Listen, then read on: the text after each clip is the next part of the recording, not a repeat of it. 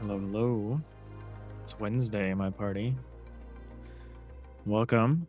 Episode 26, Party Wipe. We're making a roguelike deck builder where you draft an RPG party. Hey, Ninity. How's it going? LSG, what's up? How's it hanging, y'all?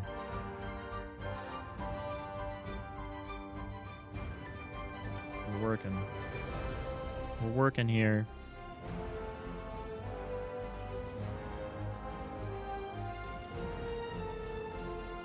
Let's just get into it. Why not?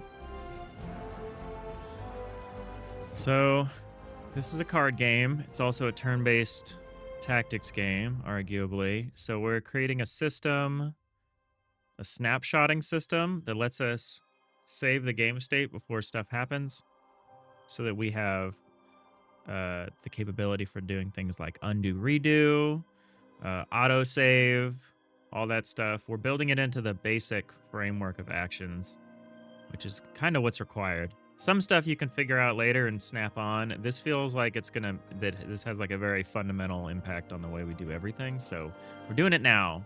We're doing it now. It's slowing us down a bit, but it's important. LSG, you're just chilling. You got too much sun yesterday. Yeah. It's fun how exposure to the sun can just like sap your energy. It's like being the opposite of like Hawkman or whatever. Not Hawkman. Birdman? Birdman. Birdman. And or I guess Superman.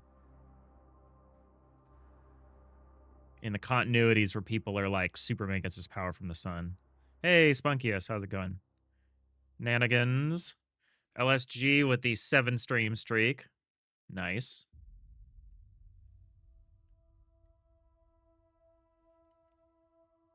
Hi, Sapphire. Happy Wednesday. Oh, I should change the radio now while there's an opportunity.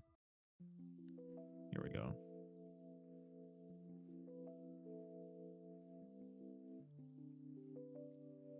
All right, so I made one snapshot, or technically what I've done is I've made a snapshot function.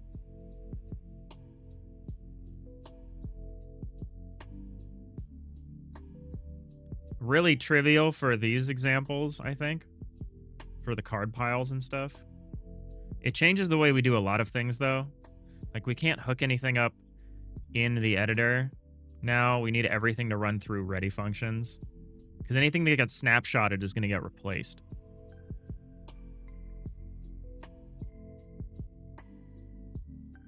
I'm hoping it's not that slow, because all we're really going to be doing is swapping things out in the tree. Since we're going to be instantiating things ahead of time as part of the snapshot, then if we actually use a snapshot, hopefully it's not that bad. This is a lot of hopefully. This is a lot of hoping that the performance profile of this is acceptable. I hope it is. It's a turn-based game. It's a turn-based single-player game. As long as it doesn't hang really badly, should be fine. Should be fine. Hoping that it's fine. We might need to rearrange our scene tree a little bit if it's not. But I think it'll be fine. I forgot to turn my lights on. Let there be light. Managed to figure out how you're gonna do the undo. Yeah, we're creating snapshots of anything that might be affected by an action anytime an action is taken, and we're just gonna hold on to them. And then if we either do an undo, or let's say someone like quits and like reloads or whatever, I think the snapshots are also going to capture anything we need to save. So I think we might just have an automatic autosave system, which would be pretty neat. We just have to maybe save out the snapshot instead of deleting it. Occasionally save it out. We'll still need a process for how you would reload from that, but I think we're going to make that anyway. So I think it'll be good. I think it'll be good. There's an open question about routing this all through the input manager, though. Maybe there will be like a save manager that actually holds all of that stuff. But we'll put it in the input manager for now. It'd be in a global either way, so might as well be in the global we have. So right now for the card pile, we made a way to create a snapshot and a way to destroy a snapshot, and we just need to create these two functions for anything that's like snapshotable. Should be good. It's not very targeted solution. It's a very broad strokes. But the broad stroke solution is good because it should be relatively easy to implement. In fact, I'm just going to copy this and start putting this around here. Draw pile. You need to look like this one.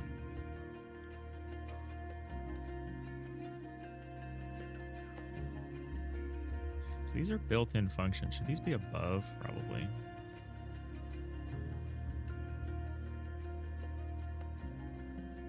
Actually, are we even going to use these functions anymore? Oh, I guess we are.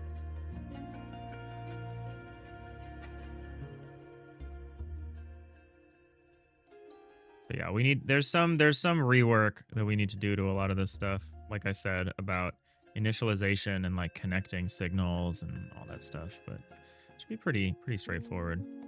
We're not doing rocket surgery. Yeah, hopefully not. Easy is good. Simple is best. My only question is around performance, and we won't know that until we try it. So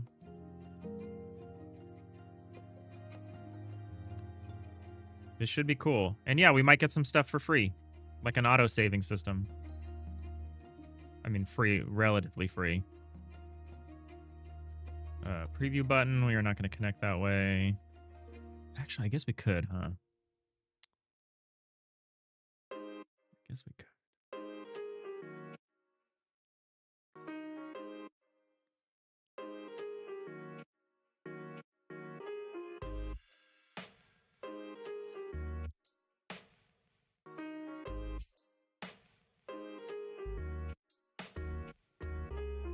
Oops. Oh yeah, I made this a scene. We had to make this a scene for this to work.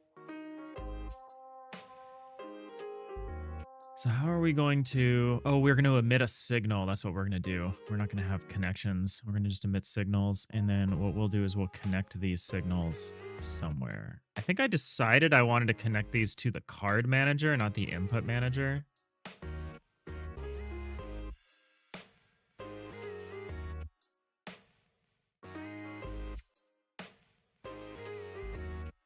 Makes sense the card manager knows about things like the discard pile and the draw pile and stuff, but I don't know. Let's just hook it. Let's just hook it up to the input manager for now. So we're gonna say discard pile empty. I'm going back and forth on this. Let's put it in the card manager. Where is the card manager?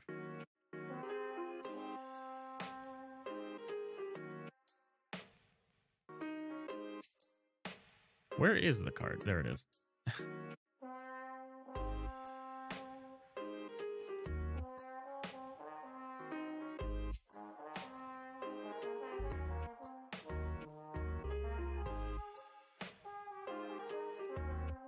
Variable discard pile is a discard pile. Variable draw pile is a draw pile. Trash pile. Actually, no. I've changed my mind again. We actually do want it. We want these references wherever we're going to be doing the snapshot swap. And for now, the snapshot swap is going to be in the input manager, so that's where we're going to do those. I see now. I see now why we will do it this way. So we'll just start connecting up signals. A little weird that we're connecting up the signals here, but again, it's fine. It's fine. So we need a function. We need a func on discard pile empty void pass func underscore on func on discard pile not empty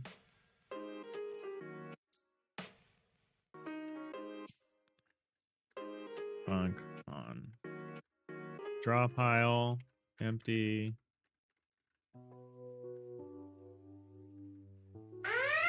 Funk on. Draw pile not empty. Oh, tomato salad. Raid alert. Raid alert, everyone. I'm being raided by vegetables. They're raining down with antioxidants and vitamins. Flee. Flee for your lives. Hide the code. Hey, tomato. How's it going? How's it going, raiders? How was the stream?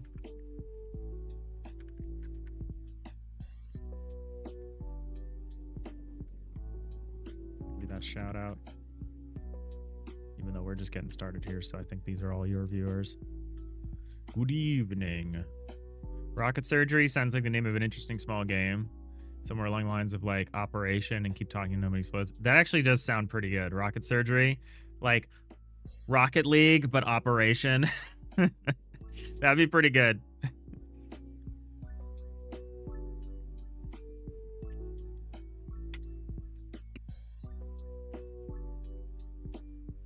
Your animation trolled you. So that's very good. We're good. We're working on a roguelike deck builder where you draft an RPG party. It's kind of new. We've only been working on it about a month or so. We're digging into the complexity of like undo redo and like autosave and all that stuff around like turn-based games. So we're setting up a snapshotting system so we can easily track state and all that stuff. Having fun stuff. Consciously and unconsciously avoiding working on the actual mechanics. Working on systems. Typical Dave.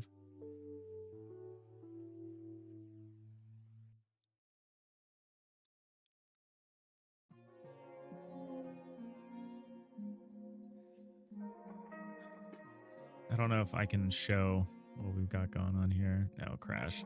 We're in the middle of a big refactor. A lot of things are going to crash. I tried, though. So we're getting rid of the card pile preview signal. I'm not going to do that here.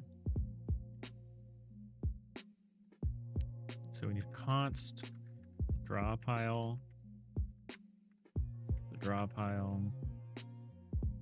And we need a reference. I really need to organize my files.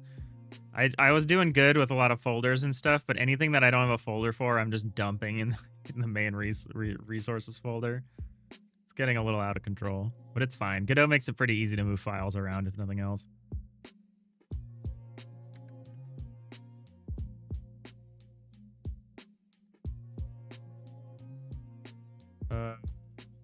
Yeah, why do I think it's this? It's packed scene, isn't it? Packed scene.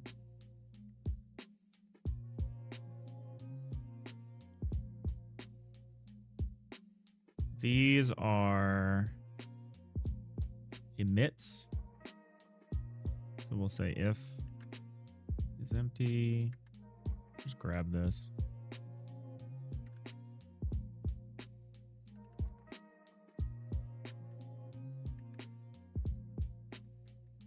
Discard. Not that card, discard. If is empty, we say draw pile empty dot emit. Else or else not empty.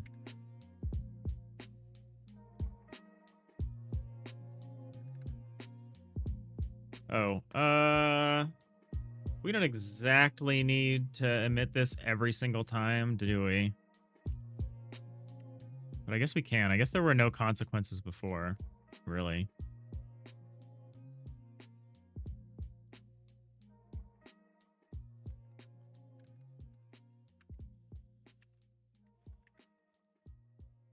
LSG, you've been procrastinating level design so much, you're finally getting around to building a second level. Nice, nice. Gotta quit sandboxing. I know. I realized that I was spending so much time sandboxing. I was like, we gotta build this game the way the player is going to experience it. And then I realized we had this problem, so we stopped. But when we get back to it, we're going to build this from the beginning. We're going to build it straight up from the game is launched, the player is starting a run, they quote-unquote select their characters, you have your first battle either in the basement of the tavern or like outside, just outside of it. We're going to go in order. We're going to just follow the golden path for a while and just see where that leads us.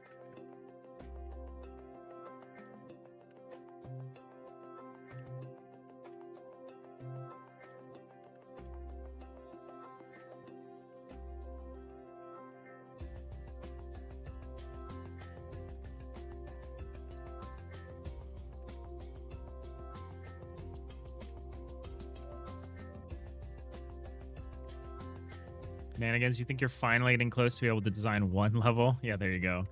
I can't wait to see your stuff start to come together. You have so many good things.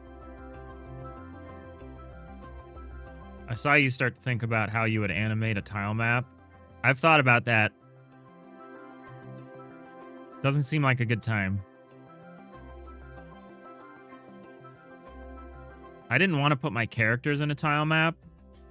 I wanted them to be like freely moving and stuff. I'm coming around on the idea of having the characters be in a tile map. I have to look at that too. I have to look at if there's anything I can, because what I want is like, I want to be able to move the characters around a little bit. Like free floating a little bit. Like if they attack, I want them to do a little like move, like do. Like I want them to do a little shift. I want to have some juice to those interactions. And that is really hard if you're using like tile maps and stuff. Hey, Magoo. Ça va bien? Is that right?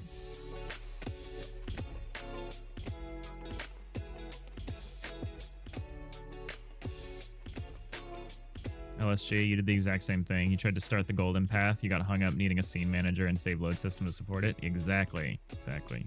It's good. It's good because you confront the issues early.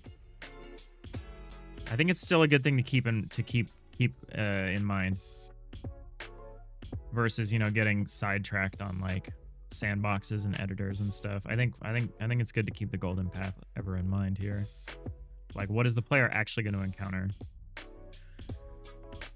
This needs a ready function.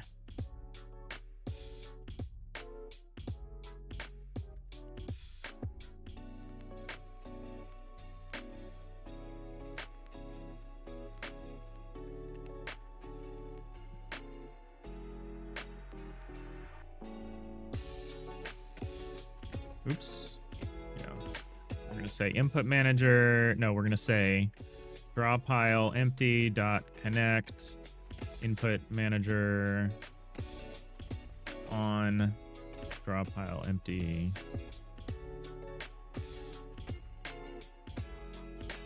What? Oh.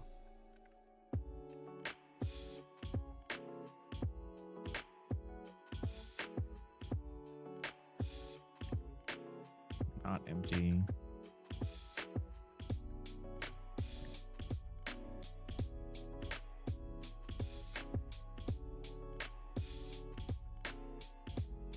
You're excited to see Loop start to develop a party wipe. The UI is so tight it should feel pretty crisp. Yeah, I'm hoping.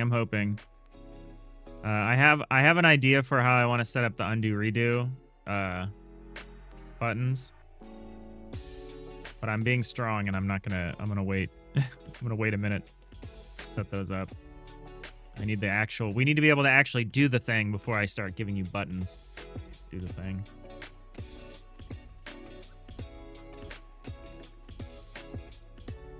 Here's hoping it's compelling, or you know, this will have been a lot for nothing. But that's all you can do at a certain point. If you're not sure, you definitely gotta like, you know, definitely prove out the mechanics before putting any effort into anything like this shit of like, oh, what about a snapshot system?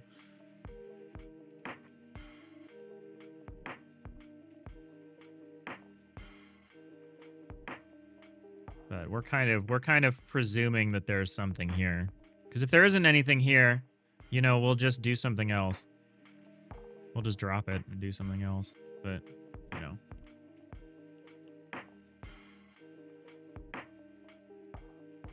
Yeah. Well, the trick for us is that we're taking two proven things and we're smashing them together and hoping that the result is also proven. And the Punnett, if you do the Punnett square for it, it should be good.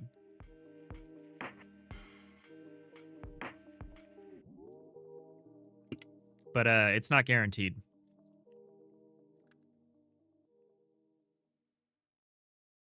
It's not guaranteed. But it does seem strong. Like, I'm never in a point where I'm like telling someone about the game and they're like, that doesn't seem like it's gonna work. There's a couple designers who are like, well, there's a consideration here, and this could be bad, and that could be bad, and that could be not compelling, and this could be uninteresting. And I'm like, these are all things that we must keep in mind, but you also just kind of gotta try it.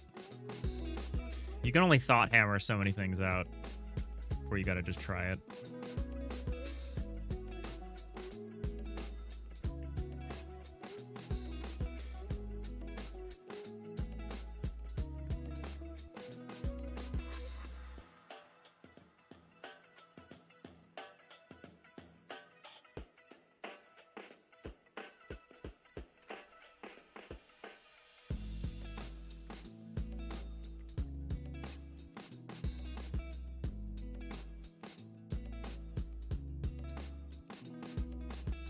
To disconnect this signal now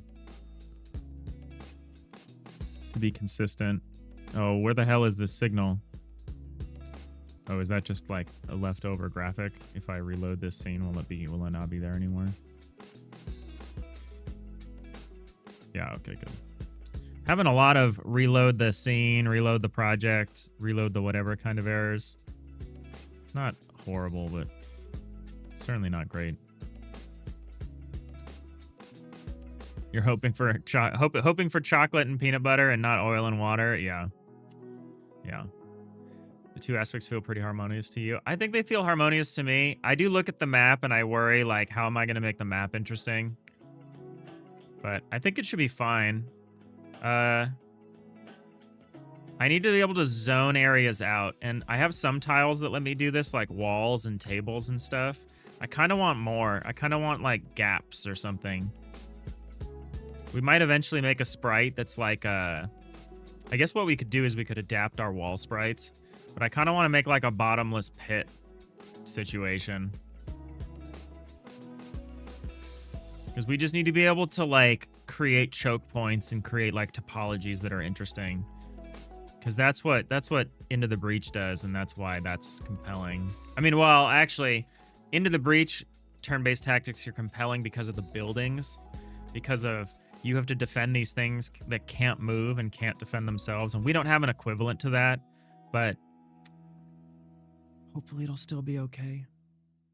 Hopefully it'll be okay. It's not like there aren't tactics games. Tactics games are good. Okay, Trash Pile needs some version of this. Trash Pile only needs a copy of itself. So trash pile scene. It needs to know where it is. I don't think it needs...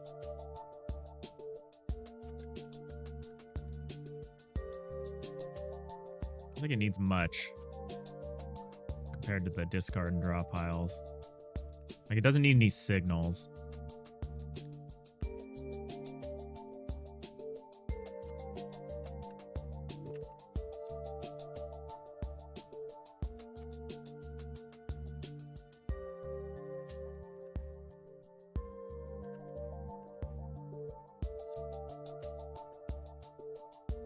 Does need create and destroy snapshot.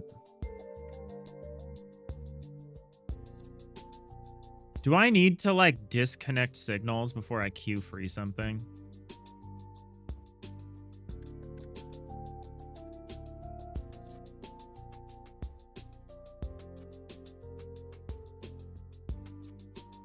I don't think so. Godot automatically cleans up and disconnects engine signal connections when a node is freed. Excellent. There are some edge cases.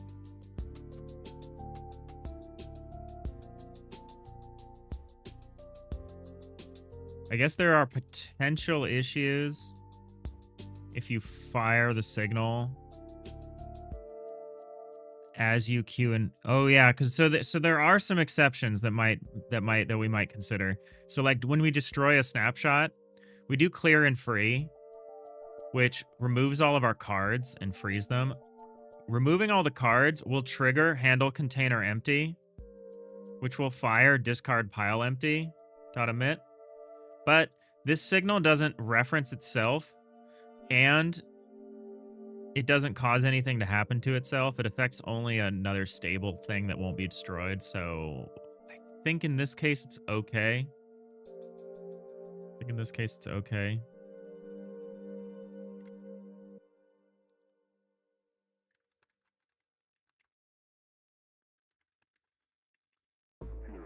Are there water tiles? Yes. But I don't think they're necessarily impassable. Because there's actually water creatures.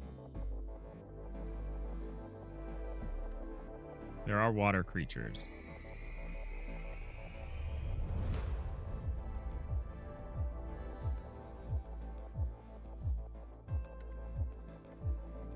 So I don't know. It's a good question. Hey, Keemeth, how's it going? Master of Peace has small battle maps like that are somewhat interesting. The part that makes it more interesting is the mechanics of the units. Yeah. We'll have to see. Recolor them to acid? Oh, maybe. Yeah, I think the bottomless pit thing is good. I'll probably make some of those.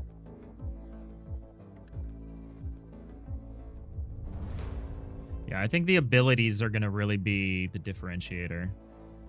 Hey, thanks for the hydrate, Keemeth. Appreciate you. Happy Wednesday.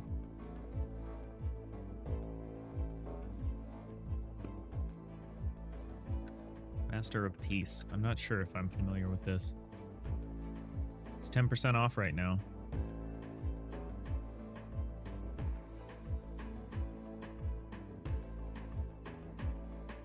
Oh, yeah, someone did show me this. This is neat.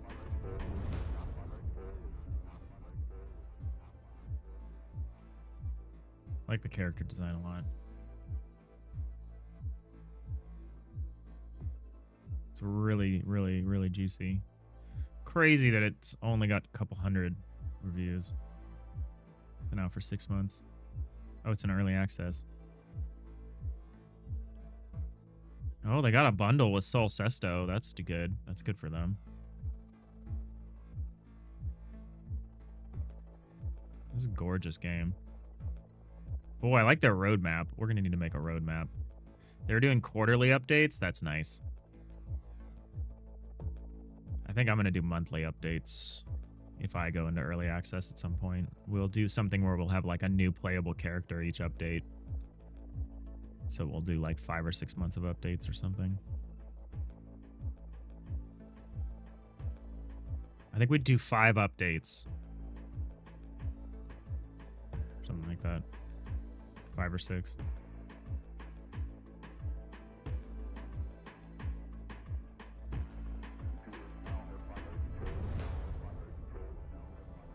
Oh, this is like an auto battler. Those things are automatically attacking, huh? Neat. Okay, it's more of like it reminds me of like Gwent a little bit.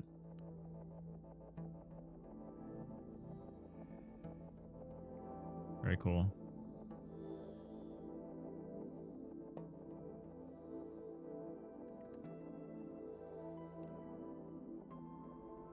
Okay, so we can create snapshots of the 3.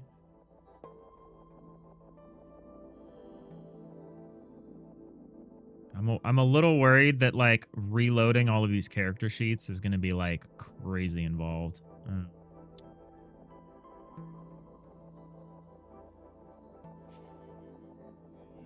There's just so much to them. It's mostly UI stuff, but we'll see. We'll see.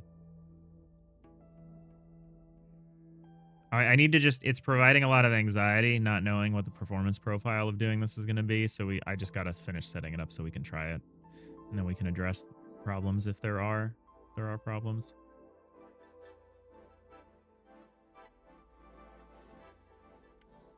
All right, we're going to try something here. We're going to delete these. And we're going to bring them back.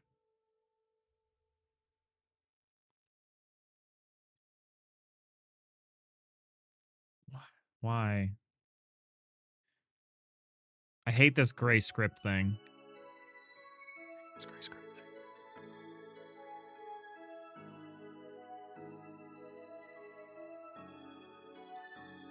thing. Okay, so if I do this, now it'll be gray. But I just need to reset these.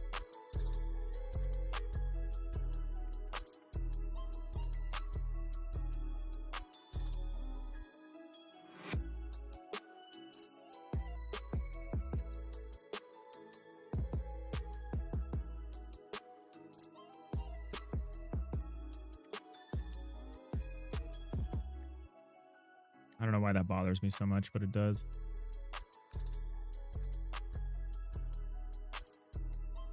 What?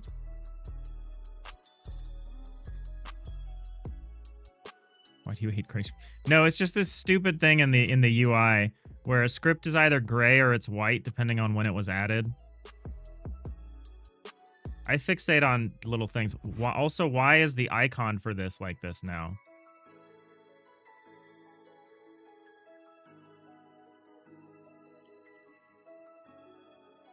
Is it because you weren't instantiated as a delete discard pile?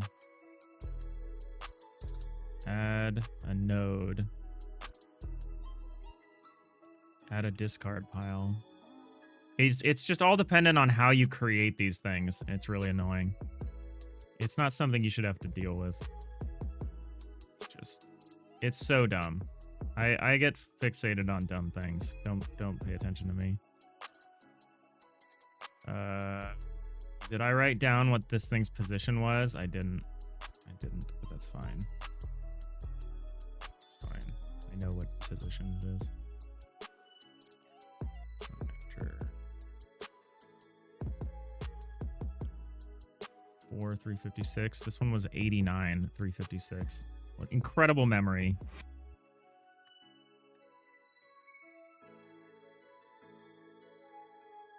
Actually, what we want to do is we want to have this bottom left 89, 356.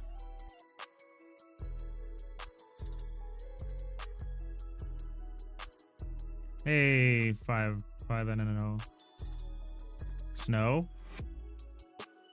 Is that how I should pronounce your name? 356.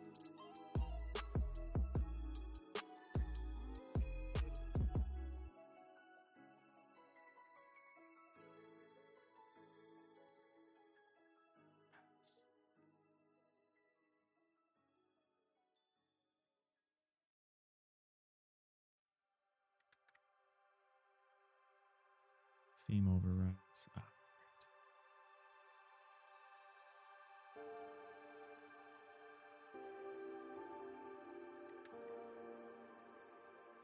Make sure I don't lose too much. Container sizing, shrink begin. Okay.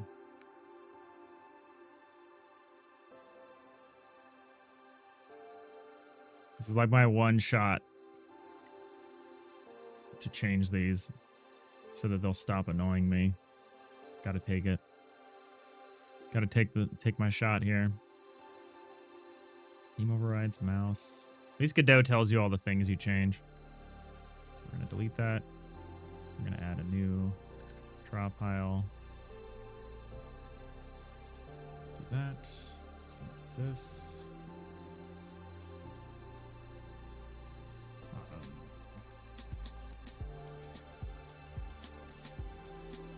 356. Shrink begin. Shrink end. Mouse filter pass. Theme overrides, styles, style box empty. There we go. That should be it. Show cards, not face up.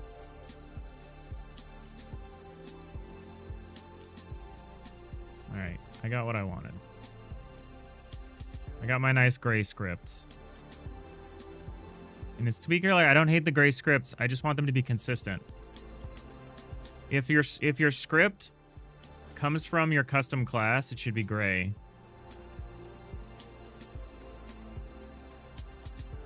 But it's not because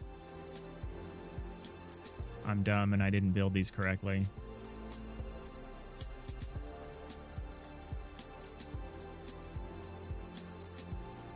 Does the trash pile need a shape? I guess it doesn't because it can't be seen. Sure. Okay. Oh, if there's another way to pronounce your name, let me know. I'm doing my best. Happy to have you here. I want to call people by what they want to be called.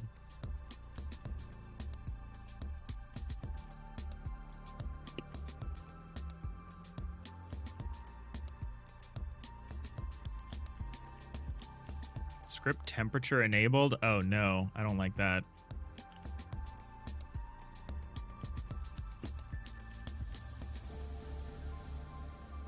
Yeah, like the player hand here and the preview hand here, one is white and one is gray, and they should both be gray, but they're not.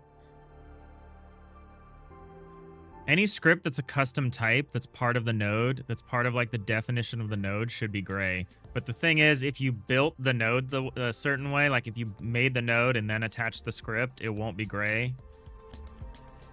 Very annoying. I don't know when they started doing it this way, but man, it bothers me.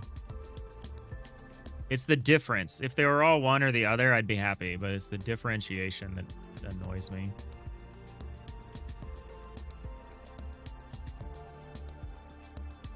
All right, these need to be...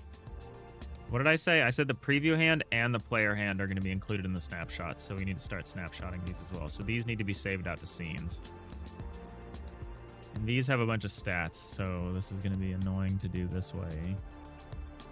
I should save these shapes.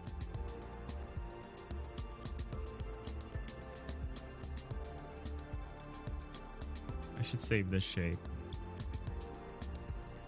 Save as... Go into the hand. I'm going to call this the player hand shape.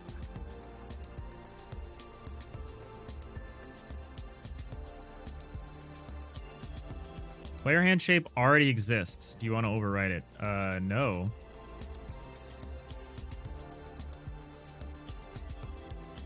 $360, $30, $270, $45. $360, $30, $270, $45.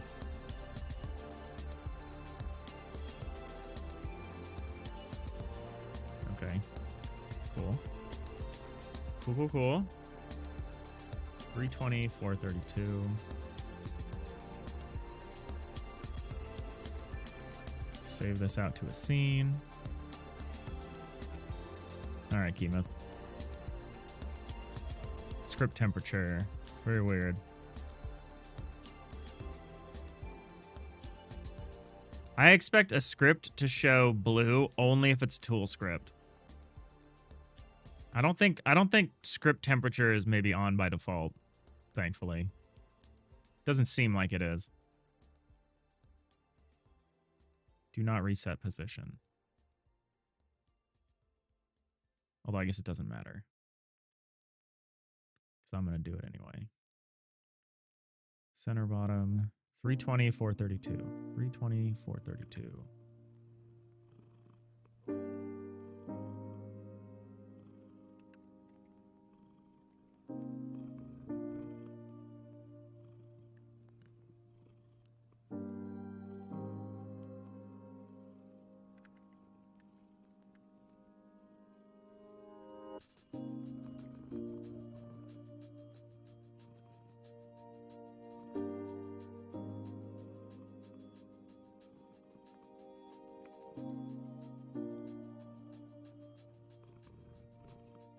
Idle animate.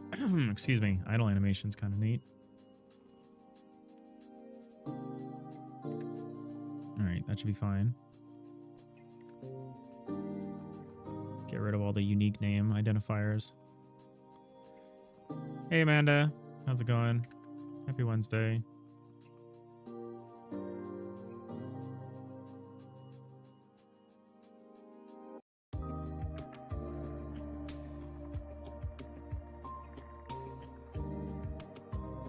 Does indeed look like it's on by default. I've literally never seen it. But let's check it out. Editor settings, text editor, script list.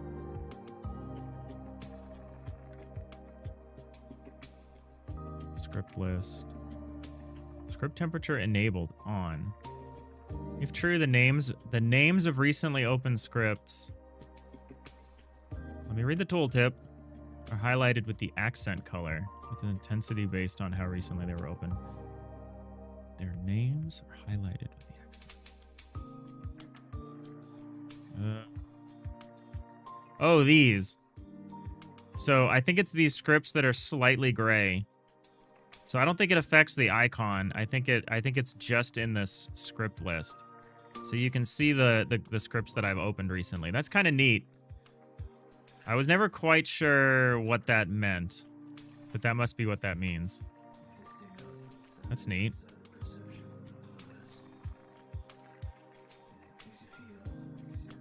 So it's just whatever the latest 16 scripts are or whatever.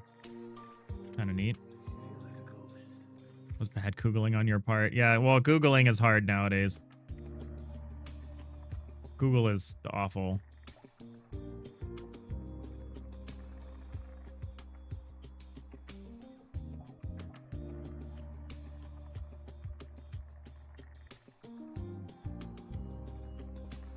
Yeah, Google is the one that messed up Googling.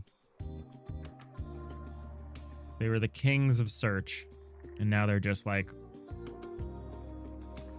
one of many AI models.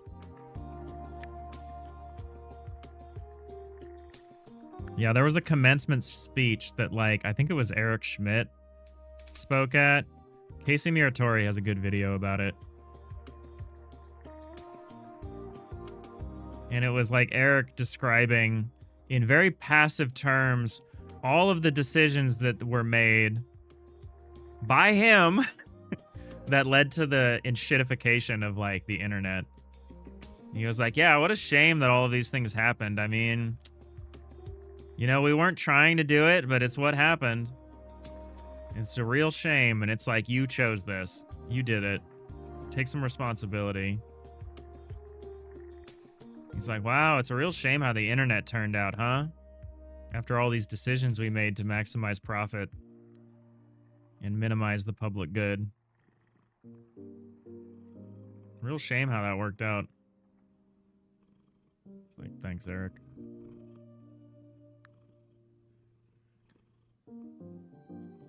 Preview hand, put this in a file. This also has a shape. Let's save this. I see. Let's open this scene and save this. Preview hand shape.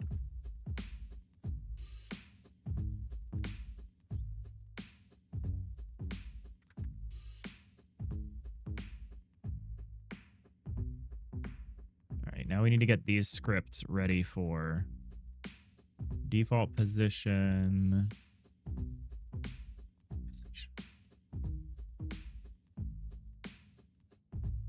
This used? No, this was during our short-lived attempt to, like, move the whole thing. So we can't do this either.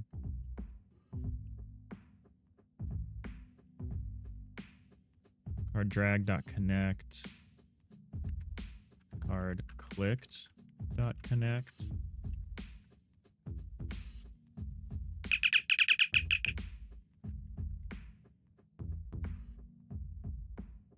Your card preview. Thanks, Eric. Yeah, exactly. Hey, great Uncle Pixel. How's it going? Thank you for the follow. Happy Wednesday. All right. Clear card preview. We're not going to do this here either. It makes you wonder where we're going to do it, but, you know, we're going to do it somewhere. We'll probably do it on the input manager. Why not? Set card position offset. Card.position offset equals position. I still want to figure out how to do this in a way that like is effective immediately. And I think there's something about restore state where as soon as the card, well, the card doesn't actually leave the hand, does it? That's the trick. Maybe when the card is dragged, we need to do that. I thought I did that, but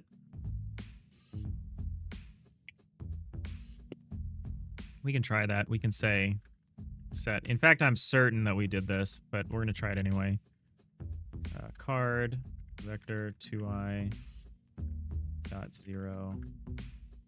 I'm absolutely certain that we did this, but it's fine.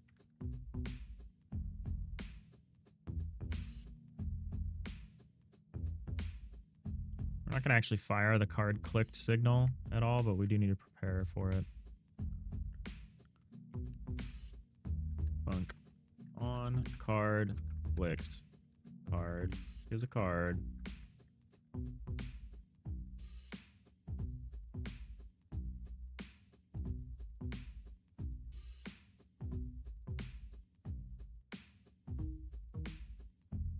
Oh, does the trash card register itself? Yes, good. Okay. Save this.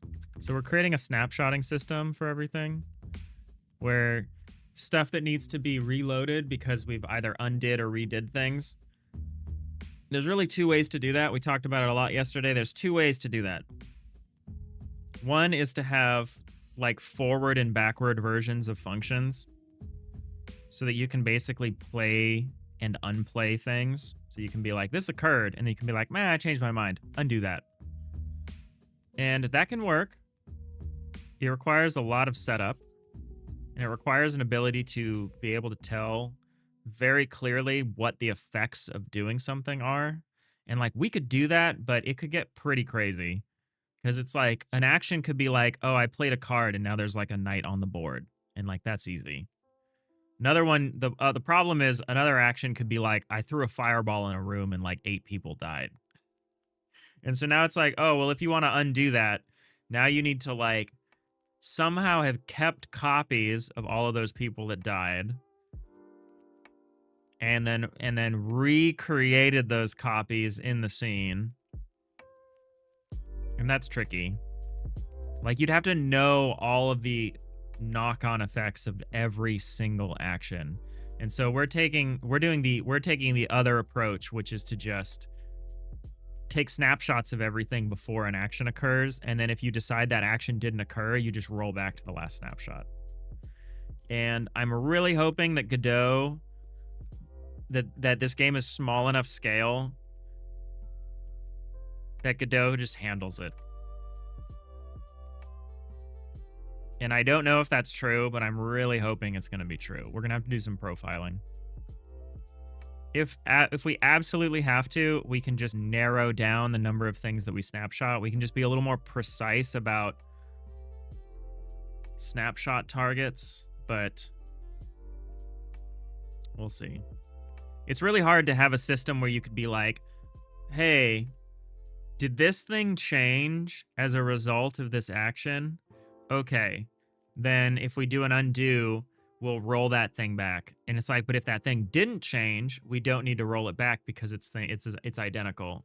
But to do that, you'd need to be able to scrutinize and have like an equivalency function where you could be like, oh, this copy is the same as this thing, so we don't actually need to roll back to the copy because it hasn't changed. That would be our optimization. I think that's our only optimization, would be to figure out what has actually changed. And it's not as simple as just like hashing the thing, because when you make a copy of something, not all of its bits are going to be the same because you made a copy of it. So now there are different nodes with different names. And so you would need to have like your own equivalency function that ignores things like names and node references and stuff like that, and looks at certain details. And again, it's basically just a hot save system. Then you can choose to commit those snapshot saves as actual save files too. I'm thinking that's a neat side effect of the fact that we're doing this, is we just get free auto saves for every action. And we can do like the no save scumming version, where any time you take an action, it's committed and it's saved. We need Hey, Laconde. Laconde. How's it going? What are we working on? We're working on a roguelike deck builder where you draft an RPG party. And we're working on a snapshotting system for undo, redo, save, load, stuff like that. How are you doing? Happy Wednesday. Yeah, the only optimization I can think of is to like finesse like exactly what we need to reload. We'll still need to snapshot everything, but we might have some flexibility in determining what we have to reload. And that's probably where we could make some performance gains, if it's a problem. If it's not a problem, if it takes less than a frame, honestly, even if it takes more than a frame, this is a turn-based game. We would just need to manage some kind of async await thing that lets you reload. Because I think people wouldn't be that surprised if like an undo system took like half a second. I don't think people would be that concerned. As long as we like managed it well. We'll see. Here's hoping. Here's hoping we can just do it in a frame and we don't care. Here's hoping. It's inducing a lot of anxiety in me. The not knowing what the cost is going to be. So we're doing the player hand right now. So you need a copy of your own. You need a copy of your own scene for storing. Maybe multi-threading. Yeah, not for the web. Yeah. The whole point is that we want this initial build to be for the web. So we'll see. If it's acceptable for the web, but not ideal in terms of performance, we could always fix it later and just. I don't think people would be that blown away by like the web build being slow. I don't think people would be that outraged, and then we would just improve it for the. But yeah, multi-threading maybe. The thing is, you can't really interact with the scene tree when you're multi-threading. Not really. You can kind of do it, but not really. Because the cost for us is the adding things to the tree. And I don't think that that's the thread safe operation.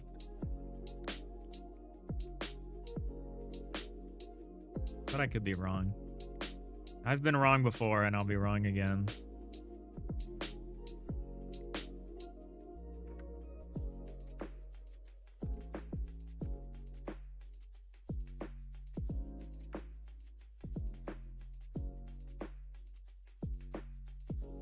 Connect card signals. Right.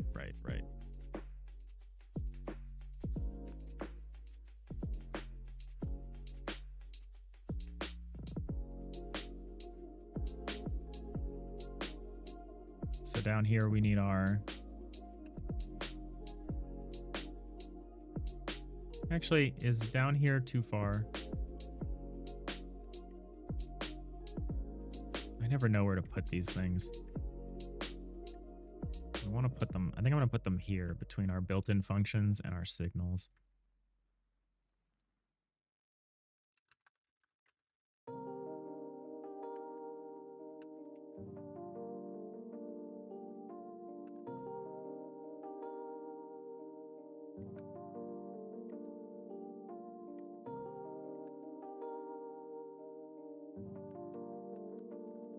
Luckily, most of these, so all the card piles and the player hands and stuff, all the card containers are really easy to do this for. The complex one is going to be like the party roster, replacing the whole party roster, which is probably overkill because it's unlikely that the whole party roster would change. But it's possible. Again, someone could throw a fireball and like half your party dies and the other half are like severely wounded. It's possible. You're thinking mainly the snapshot thing could be multi-threaded, but oh yeah, because I don't think the cost is in the snapshotting. I think the cost is going to be in the manipulating the scene tree. What about instead of adding and removing a bunch of stuff from the tree, you just have a pool of nodes that you may need and just enable, disable them? Maybe. It is linear, though. You are right. So there's 3 states, right? There's always 3 states, right? There's the past, the present, and the future. And The past might not exist. Like if you're at the beginning of a turn, there is no past to undo to. If you haven't done anything yet and not rolled back, there is no future either. So that's not a bad approach, Nanigans. Potentially. Which is to keep all of these things just around, and all you're doing is like flickering like who's talking to who. It's not a bad idea. It's not a bad idea. And the present is a gift. Yeah, exactly. Exactly. But yeah, because it's a linear undo redo, what did you call it? You called it like a doubly linked list. Yeah. That's doable. That's doable.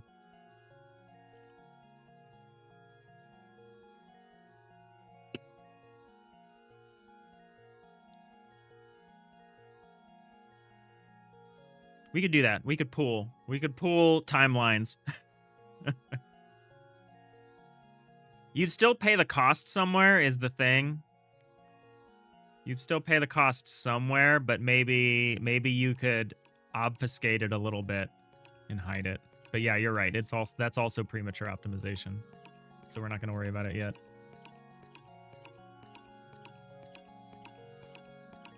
We're going to create so many cards. The card number system is going to be totally useless for us.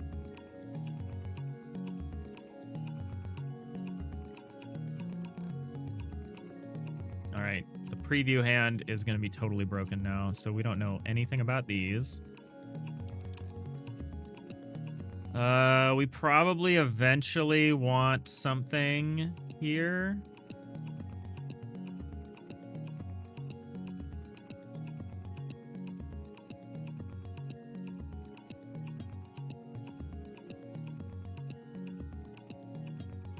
Probably eventually want something here.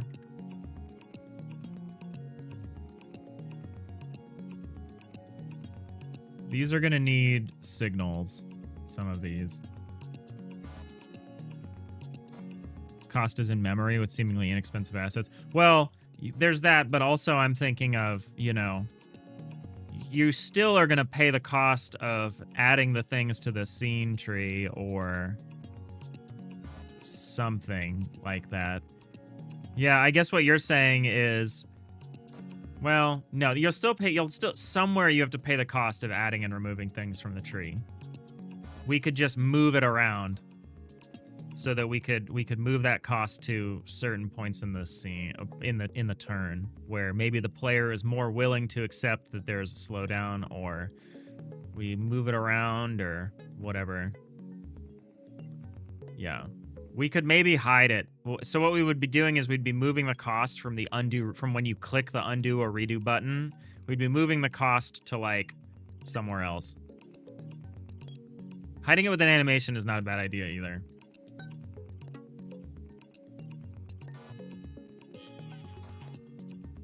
We could even do something like a screen wipe or something. We're not going to do that because someone might spam the undo button or undo redo or something, but maybe we can do something. Maybe we can do something. It will definitely impact things like animations. Any kind of idle animations are going to get kind of weird. But I think it'll be fine. I think we'll figure it out. Okay, so on card pile preview. So this is where we're handling the preview stuff. Card pile toggled on. Cards is not empty. Proxy cards. Clear card pile preview. We're gonna remove this, have this be a function, and take this out, and just have it be this.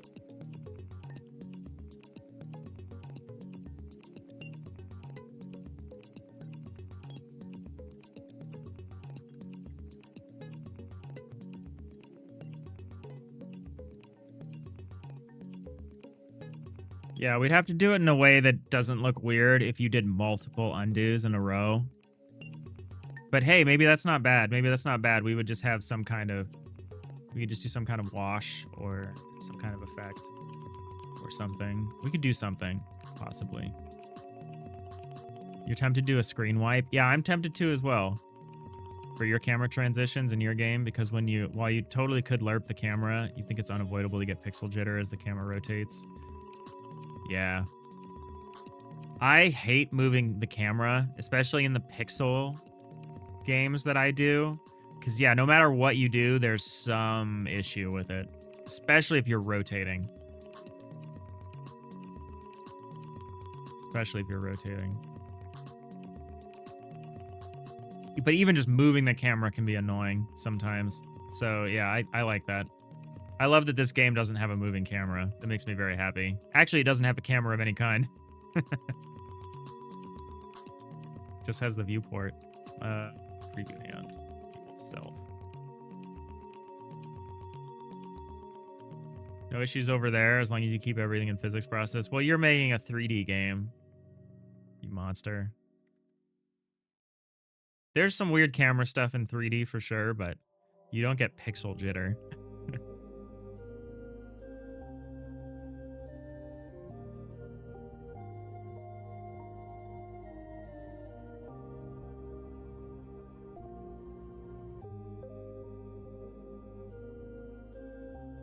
I'm gonna rename this preview card pile. I'm using it as a... We'll call it show card pile. How about toggle? Toggle card pile. Toggle card pile preview. There we go. We got there. We got there eventually.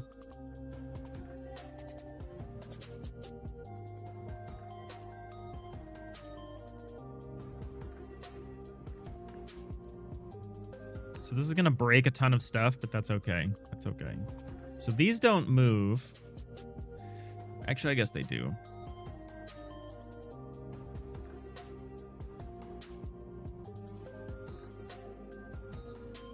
Can I connect a signal to an auto load? Will the game let me do that? I don't think so. No, it won't. Not from here. So we have some options. I'll probably just put scripts on these.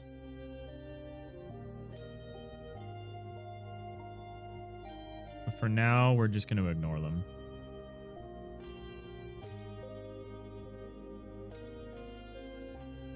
So I don't really care about having intern button sounds good. Turn manager. I kind of want to put these on their things that are on the thing that is relevant to them. Okay, I want to put the discard button on the discard pile, and I kind of want to put the draw button on the draw pile, and the intern button on the turn manager. But like that won't work. Like if the intern button is on the turn manager, well, now the environment manager is eating the input. I guess I could move the turn manager down to this layer. But it's a node, so I don't know how that interacts with the... It's a little annoying to do it this way, but this is okay. We'll survive.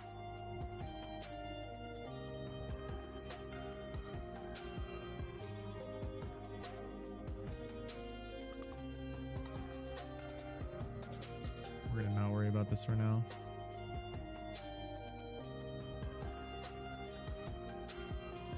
All right, these are the bigger ones. The party manager, the opposition manager, and the environment manager. These are the three big things.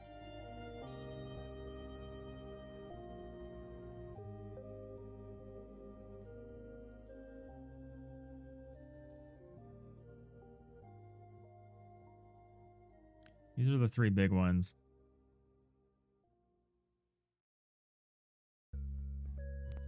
These are going to be harder. These are going to be significantly more complicated to do this for.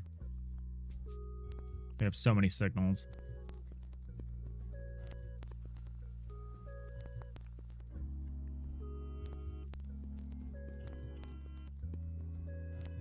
Do I actually use this? Card dragged. I guess I do.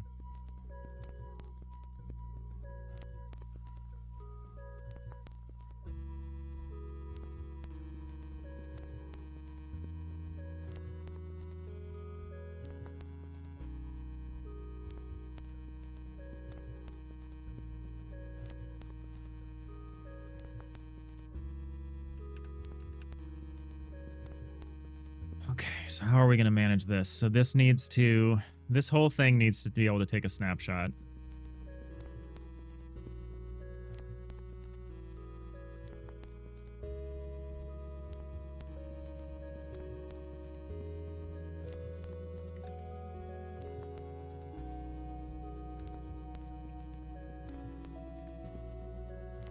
Let's go to the scene so we can actually understand what's going on here. So there should be card piles here. Oh, but they're for the character sheets.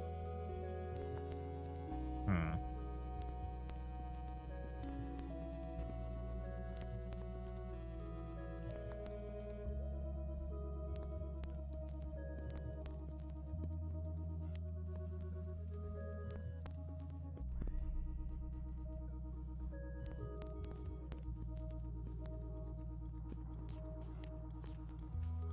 Maybe we will do some node pooling here, because I realize this is going to be really tough.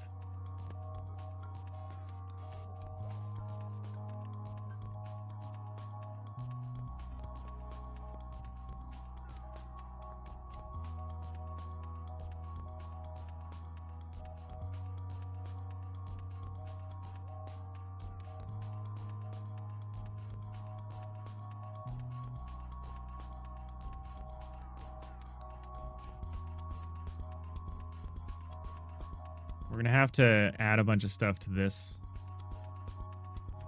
Okay, so this needs to know about itself. Party roster. Name this manager.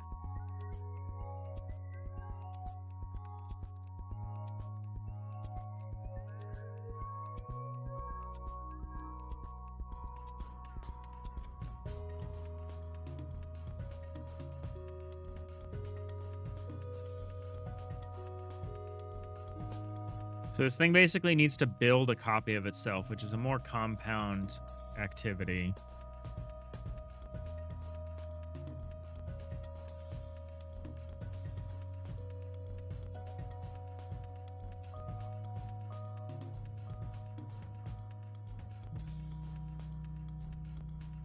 This is going to be kind of annoying.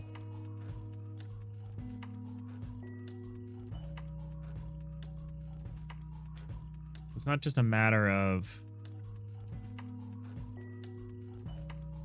So this is actually going to need to go through its own tabs and sheets and have those create snapshots of themselves, which is, I guess, good in that it kind of distributes the responsibility a little bit. But we're going to need to say something for, like... We're going to need to say, like... For a tab... Why are the tabs behind the... Oh, I know why. Okay. Let's say for tab... Party tab... In... Party tabs... We need to say tab... Oh, what we need to do is we need to say variable... New tab...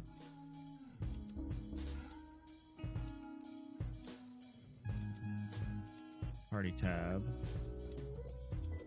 equals tab.create snapshot.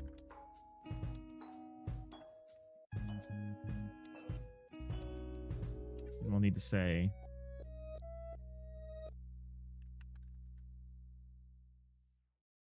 this is gonna suck. We have to do a number of things here. Do we just add these? Okay, this is a vertical, at least this is a VBox container.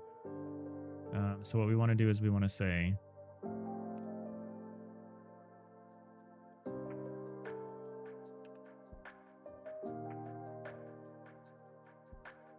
I wonder if we need to connect this signal. Probably not. What we do need to do is plug in the texture here. We need to say party, we need to say party manager.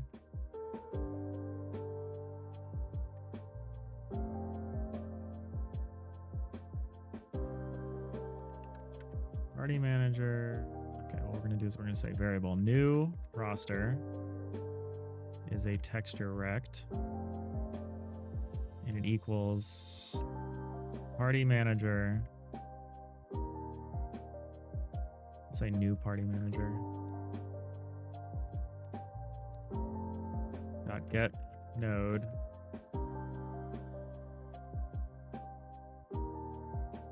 What do you need to say? Party roster.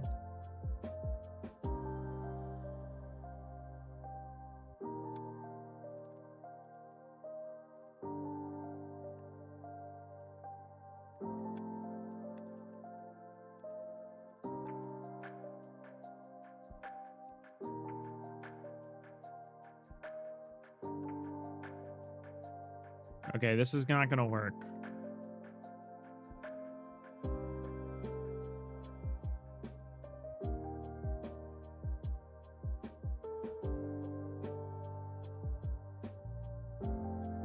We're gonna need some of this to be dynamic. So like this party roster can't set its texture.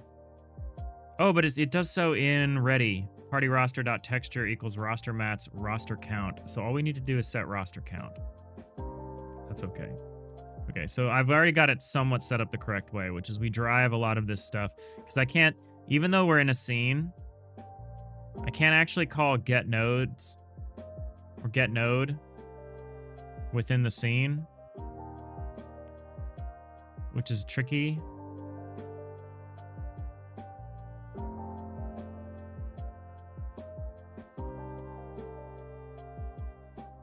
I can't call get node unless this whole thing is in the hierarchy, and it's not in the hierarchy yet. So if I want to create a new party manager and I want to control its tabs, we might not actually want to replace the whole party manager. We might have to replace just the tabs or just the sheets. We might have to go one level only. But that won't trigger the onReady function for this party manager, which is unfortunate. Oh, but its roster count isn't going to change. Well, it might change, actually. This is tricky. This is tricky. Hey, Caliber6, thank you for the follow. Appreciate you. We've got some tricks with this snapshotting system. Nanigans, you think I already said that I don't want to go down the route of having each entity handle its own thing, but personally you would just write a serialization function for each thing that needs the possibility to save, undo, redo. Then you can just iterate your tree of nodes, call serialize on everything, and bam, that's your state. Then you don't need to worry about your entities and manager becoming out of sync as you get further in dev. Then in restoring a snapshot, you can just compare the serialized state of something. Values are equal, you don't need to do anything to it. Yeah, that's maybe the way to do it. That's kind of what the snapshot is. It is kind of just serialization.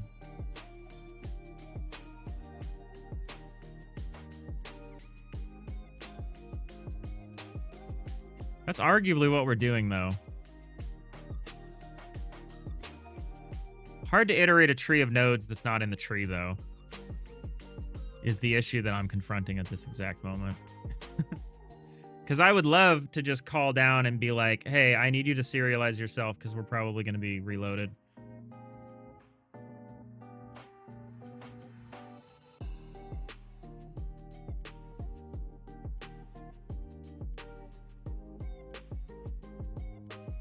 The complexity is definitely in the scene tree, in managing these things that aren't in the tree yet. So maybe I can't go this deep. Maybe I can only go one layer deep for these, really. Which is fine, actually, because the character figs is one of them. So maybe we do it for the party tabs and the party sheets, rather than doing it for the whole party manager. That could work. Well, we still have this problem of we can't... Well, we can add things. We can add things, that's true. But we can't like get something from this. Like if we instantiate the party manager, we can't just get the party manager's tabs or sheets node, because the get node function requires the thing to be actively in the hierarchy.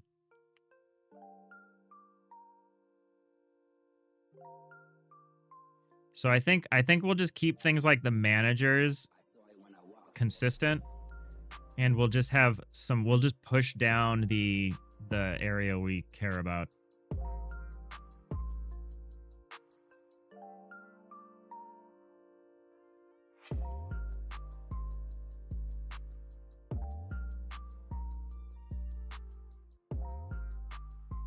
Because the complexity is that, like, if you have a knight character, that character has multiple existences.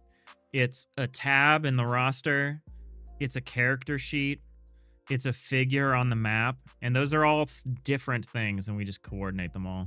And it's not that bad, but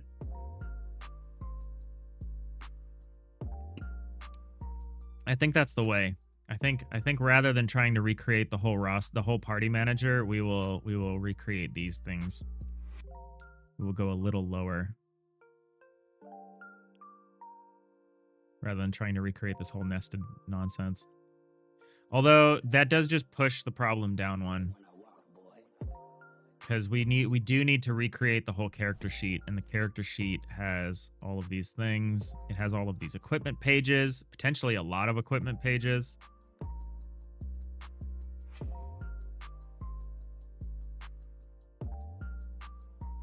Yeah, maybe Nanigans is right, and we need to think of it more generally as a serialization, deserialization thing.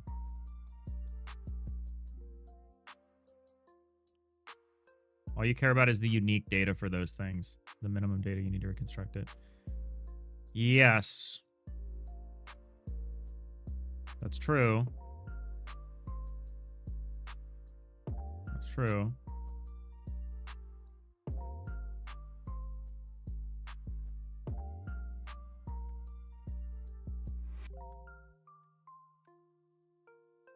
No, I don't think there's a conceptual issue of what we're doing. The issue is practical, which is like, okay, so you've got this thing, the character sheet. It's actually a really complicated tree. The scene. Oh, not really, but it's a complicated tree with multiple layers to it.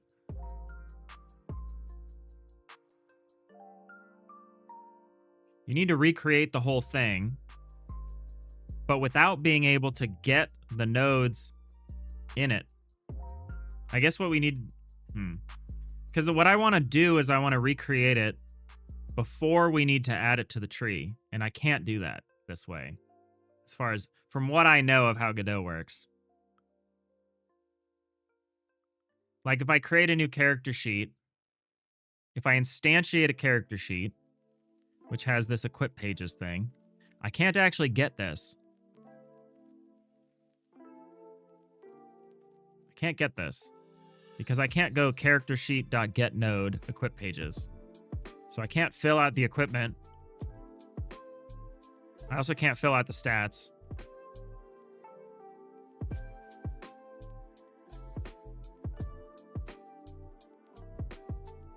How are you meant to do that then?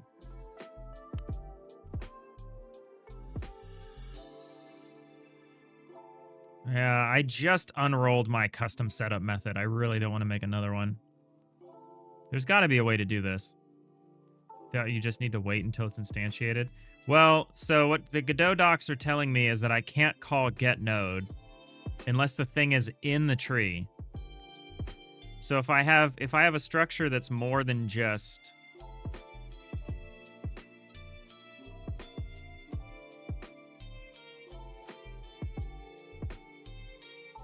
see. Let's look into the uses a little bit here. This may be not the page I wanted. Using getNode to reference nodes from a script can sometimes be fragile. No, that's not what I'm talking about.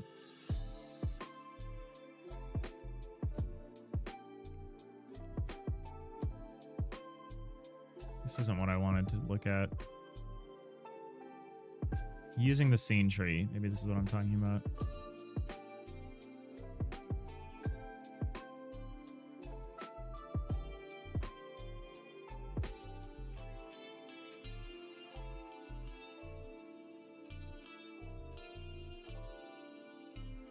No, I'm not talking about it when it's in the tree. I'm talking about how to manipulate this before it enters the tree.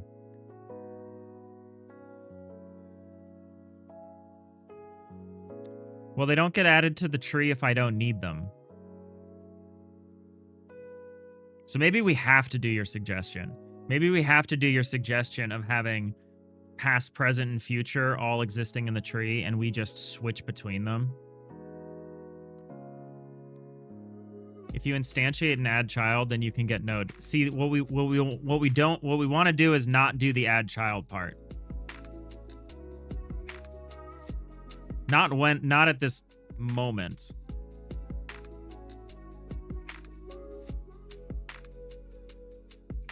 I don't want to add the snapshot to the scene tree if we're not going to use it. Hey, Rhiannon.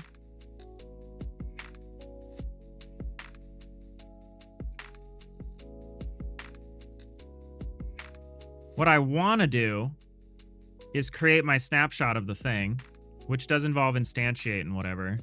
And I want to set it all up, but I don't want to add it to the scene. I don't want to swap it out with the thing with the thing that was snapshotted unless we actually need to. The problem is to actually set it up, I think it needs to be in the tree.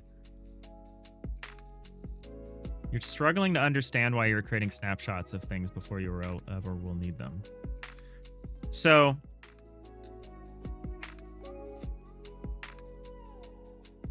let's say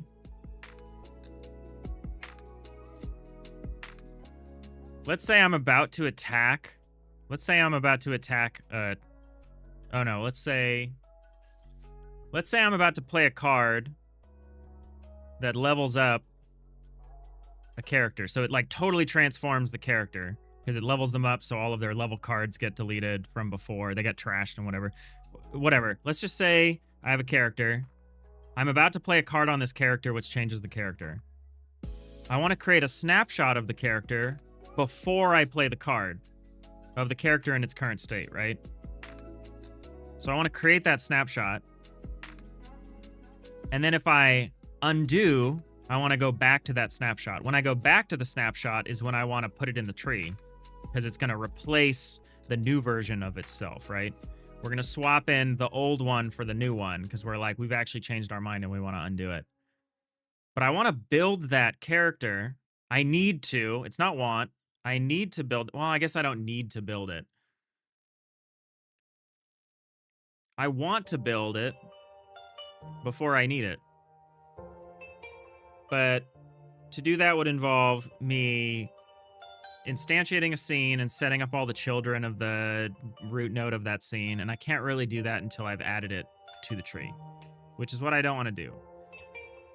What I could do is just save the information needed to recreate that character. And I think that's what you're suggesting, rather than creating the whole thing, is just you want like me to save like a JSON file or something, or some data structure that has all of the information needed to recreate the thing, rather than, because what I wanted to do is I just wanted to have the thing ready to go and then we just swap it out.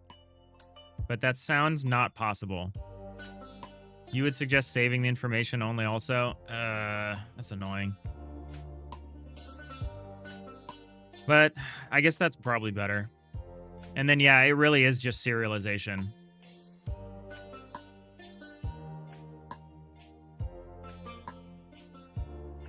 Using packed scene.pack? Maybe. Packed scene.pack. Let's see. Let's see, Kemoth. Right, but as far as the serialization, that's still historical. You save that serialization just before you were about to level up. Yeah. So what I wanted is I wanted a copy of the thing that I could put into the tree if I needed to. That's what I wanted to do, but it's probably better if I just don't do that. It's probably better if I just store the information that's needed to recreate the thing, and then if I need it, I can do it. It's probably better.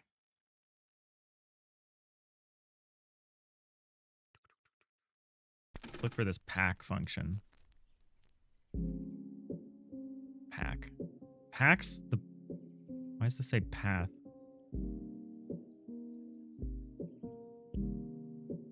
Any existing data will be cleared. This does not seem like what I want.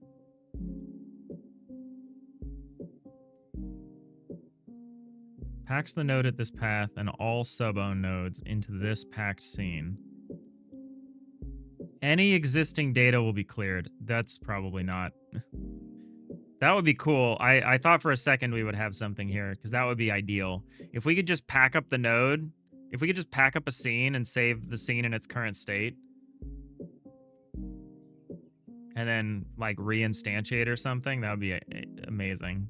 But yeah, no, you're right. You're probably right, Nanigans. We probably just want to just do straight up serialization.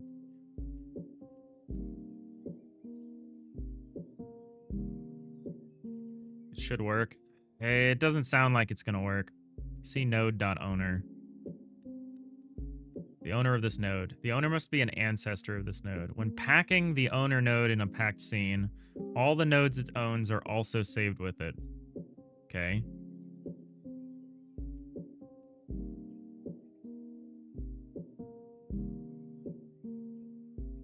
See instancing scenes. Well, this is kind of the opposite of instancing scenes, but...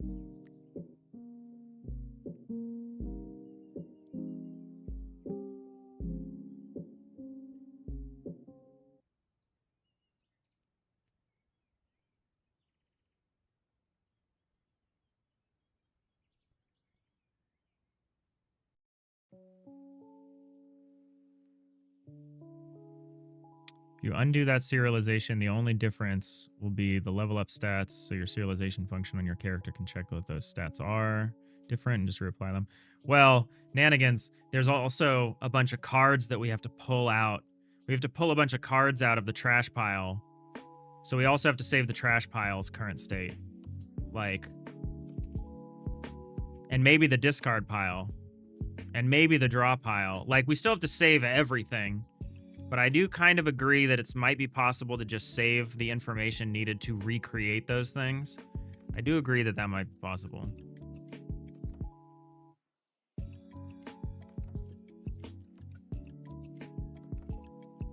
Is that one of the Godot moderators recommends doing this sort of thing? I'm interested. I'm not going to lie. I'm interested in the pack thing.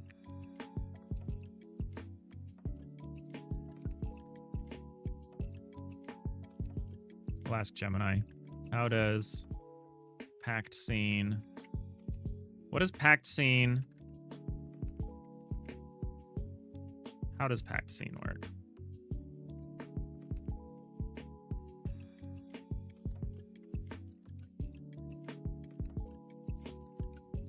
Yeah, I think you're right, Nanigans. I think we'll just define a serialize and deserialize function.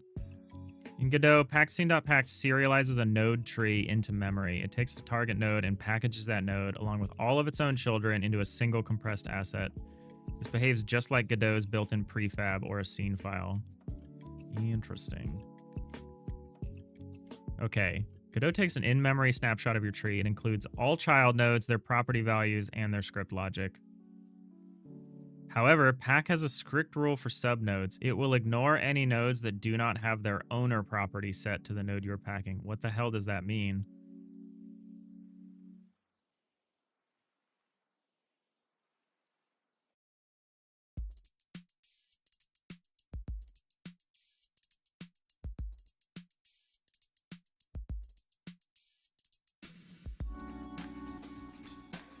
So it can't be this far nested. So if you save a node, so if you have a tree,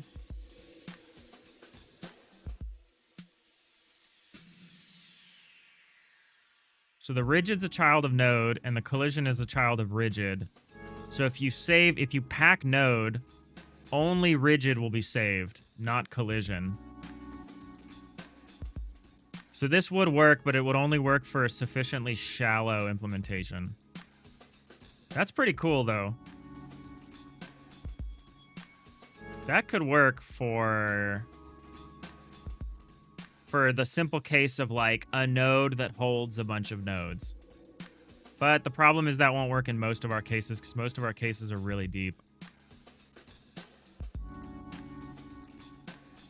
So we'd have to iterate through all child nodes and their children, assign their owner property to the root node. Call pack on the pack scene. Optional, save it to your drive. Ooh, so we don't even have to save it. I don't know. I don't totally understand the owner property, but I kind of like this.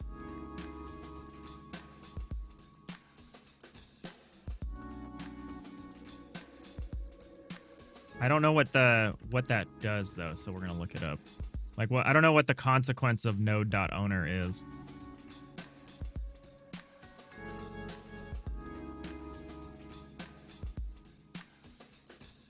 The owner must be an ancestor of the node. When packing the owner, all the nodes it owns are also saved with it. The editor nodes are not owned by the sceneries, blah, blah, blah, blah. The owner needs to be the current. Note, the owner needs to be the current scene root. Okay. That's fine. So what we would do is we would, if we had like the character sheet, we would go through all of these and set the owner, including things like the children of character stats, which are all of these. Equip icons, which is all of these.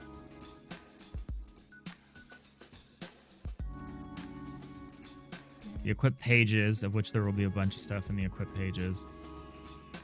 So this looks like the simple root. This looks like the simple root.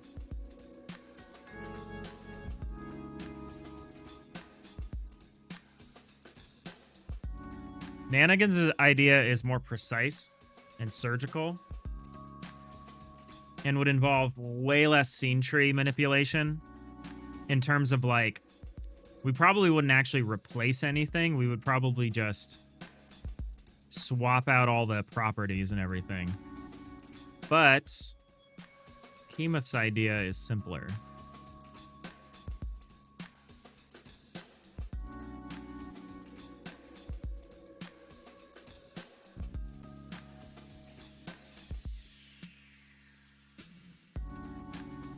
Kemoth's idea would struggle with things like version changes. I'm saying your idea. This is like a built-in function of the engine. I just want to credit you for having the idea and actually doing the research. It wouldn't be able to handle things like version changes or like, let's say your save file is like slightly out of date or something like that. Whereas if we serialize, we could actually maybe interpret old saves and actually figure them out and stuff.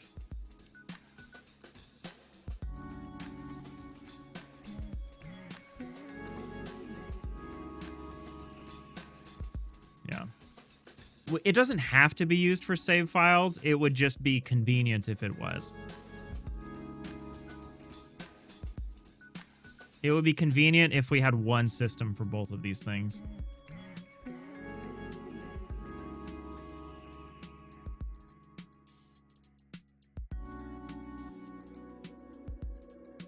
I'm kind of curious about what the performance profile of just the packed scene.pack is.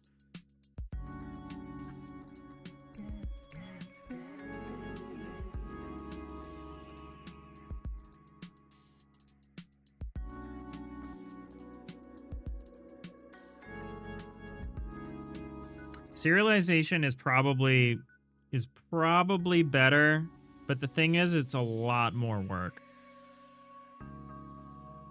It's a lot more work.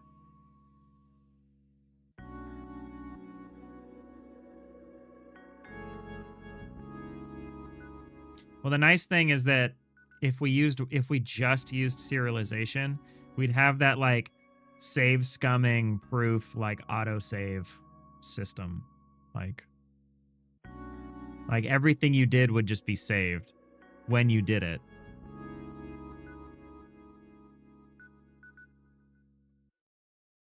I like Nanigan's idea. I like packed scene.pack though, because I could probably do that like now and it could probably be done.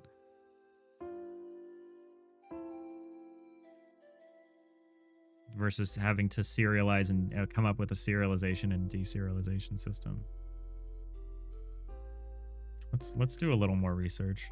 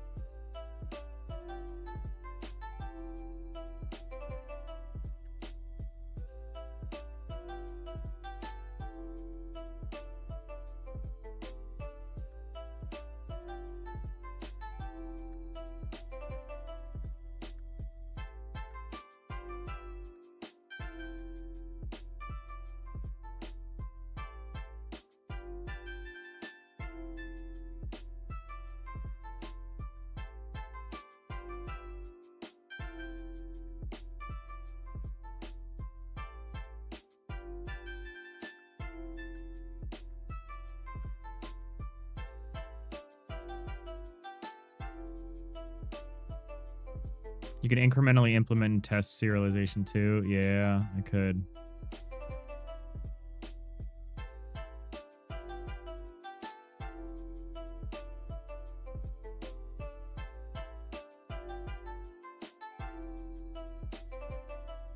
Yeah, I could. I mean, I could do one and then implement the other. The difference is, well, I guess there isn't that much of a difference because I would probably still rebuild everything. Like if we deserialize like an update of a character sheet or something, the update might be that the character sheet didn't exist and now it exists and we want it to exist again. So you'd still like have to create the thing and like update all of its properties and like get it ready and everything. Sometimes you could get around that because the thing still exists. And you could just update the properties of the thing instead of recreating it, depending. Knowing which you need to do is a little bit annoying, but I want to look at the kind of stuff that changes that we care about. Look at the kind of stuff that we would need to save.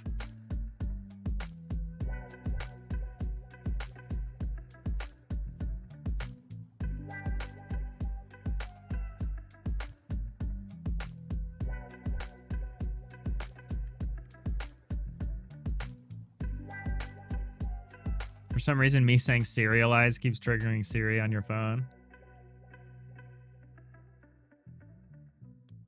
Hey, Siri. How's it going?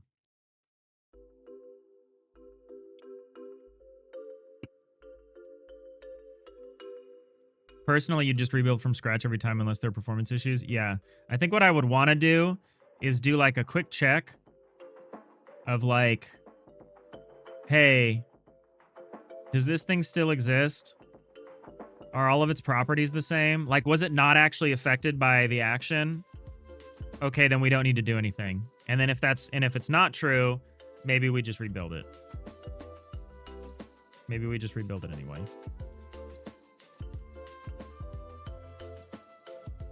Because the whole thing that we have to do here is there's a bunch of different card piles and stuff. Oh yeah, character pile. So that's a thing we have to manage. So like the character pile has all of the cards from the character. And so if you level up a character, the cards in the character pile change.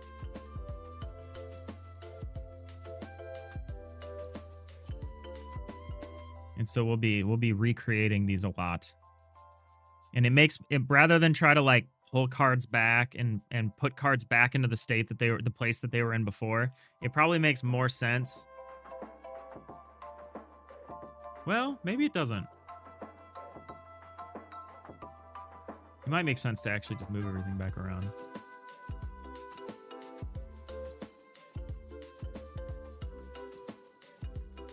No, it probably just makes sense to recreate things. Much to ponder, I know. And my problem is I ponder during the stream. I usually don't have a strong idea of what I want to do. Quick way to track whether things are updated or not is just give everything a variable, dirty step or whatever you want to call it. It's just an auto-incrementing int.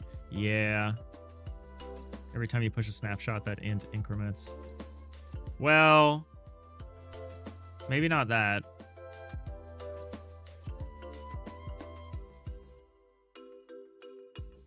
Then you need to check if need to up something, so you just check if that number is bigger.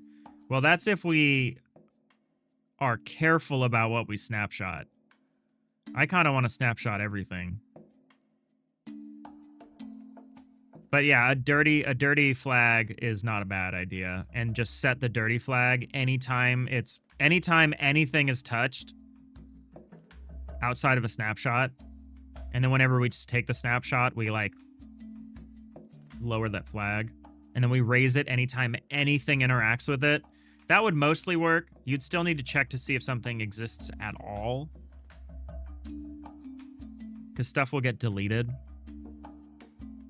And so there won't be a flag to check, but that's like an edge case. Hey, Munglo, give me a shout out here. Appreciate you, Munglo. I think we might have a raid incoming, but maybe not. Maybe someone's just calling me out. Digital Iliad, I'm a calling you out. Hey, Nix. How's it going? This packed scene.pack thing is kind of neat. I'm not gonna lie.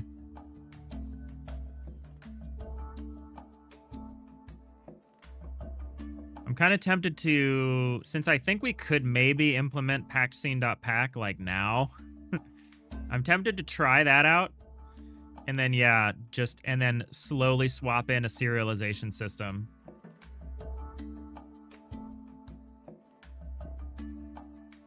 Or build a serialization system that could take its place.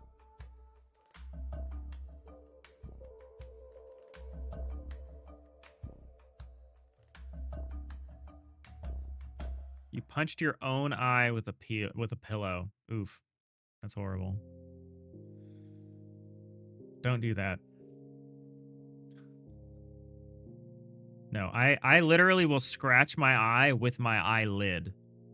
My eyelid will scratch my own eye, and it's so dumb. Human body is such a strange thing. Yeah. Any kind of eye trauma is very scary for me. For anybody. It's definitely like the most prominent of our senses. In terms of like what we rely on, I think most day to day is probably our sight. All right. So yeah, I think we're going to do both. I think we're going to take both actions. I think we are going to I think we might try both. We might try both. I'm a little concerned about things like the character sheet, which are like so involved.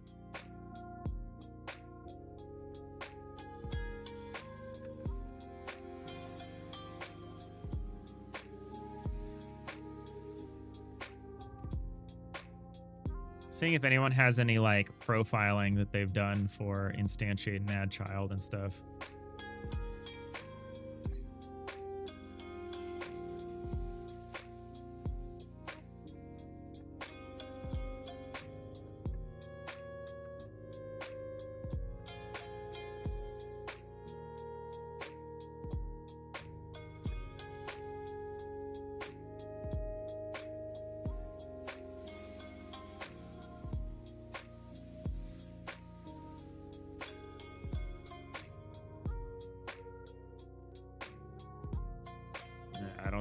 I don't see a lot of data on this. Unity, people would go crazy in Unity and they'd be like, here's how many objects you can expect to be able to create on a given frame.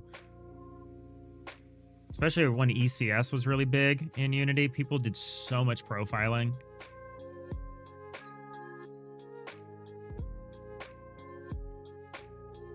Yeah, eyes are crazy stuff.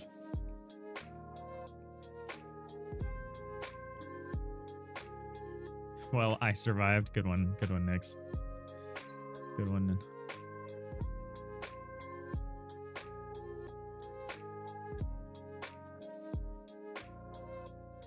The owner of the node, ancestor, packing the owner, all nodes are saved with it. Do we still have the same problem when it says saved with it? Here, we're gonna keep looking at this.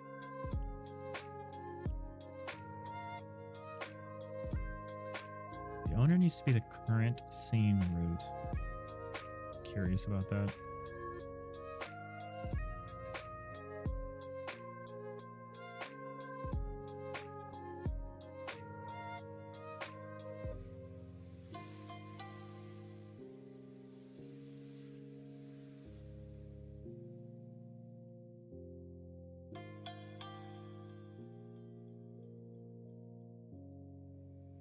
It's a scene state.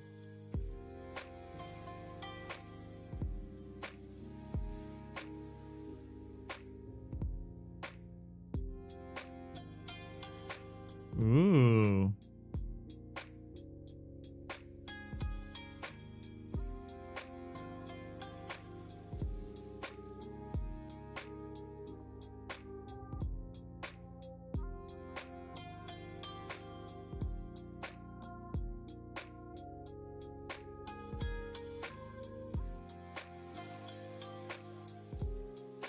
I wonder if this would be an easy way to check whether our packed scene is like different.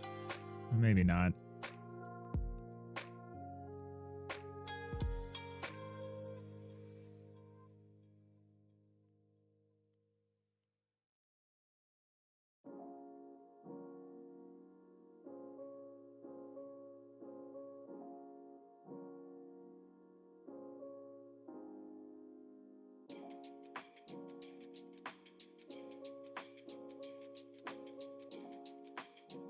Enjoying the architecture discussion? You think you're going to hop off? Yeah, no worries. Enjoy. I wonder if you can hash a packed scene. I wonder if you can. Thanks, Nanigans. Yeah, I think the only real question is, I think we have two good approaches. I think we need to try both of them. I'm debating about whether I dive straight into serialization or I try this packed scene.pack thing first. I'm tempted to try it. A, because it's nice to know what the engine can do out of the box, and B, because it sounds like it might save me a few weeks of effort creating a serialization system. Excuse me. Or it wouldn't save, but it would defer. It would defer the time that we would spend making a serialization system.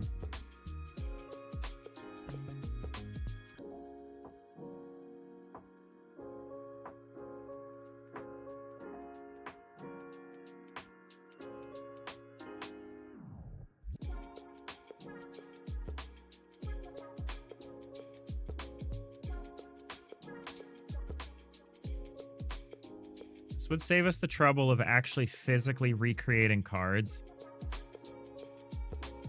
I don't like the idea of churning cards all the time.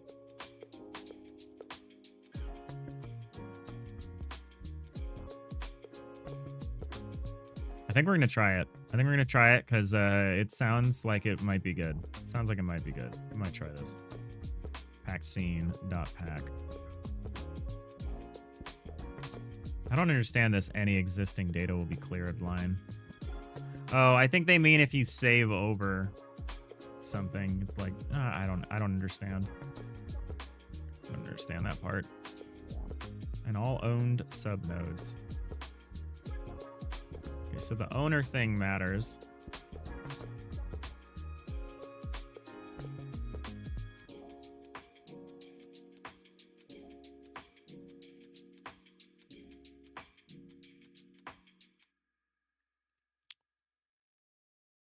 We're gonna look at this Godot forum page. This looks old, but maybe it's still relevant. I don't quite understand packed scene. We'll open this Reddit page just in case.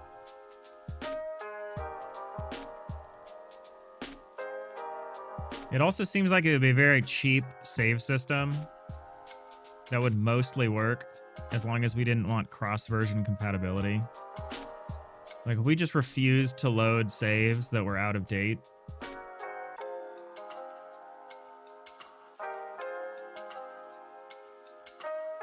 this could work. Yeah. The spirit of this project is do things the easy way, move quickly, don't get bogged down. You would try packed scene first? Yeah.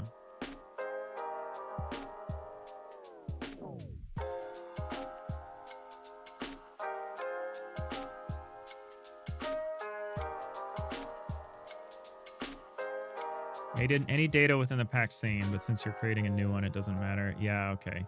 Yeah, so it's like if you're saving over it, but yeah, we're not. We have to keep all of them separately. I wonder how big they are. They're probably not very big.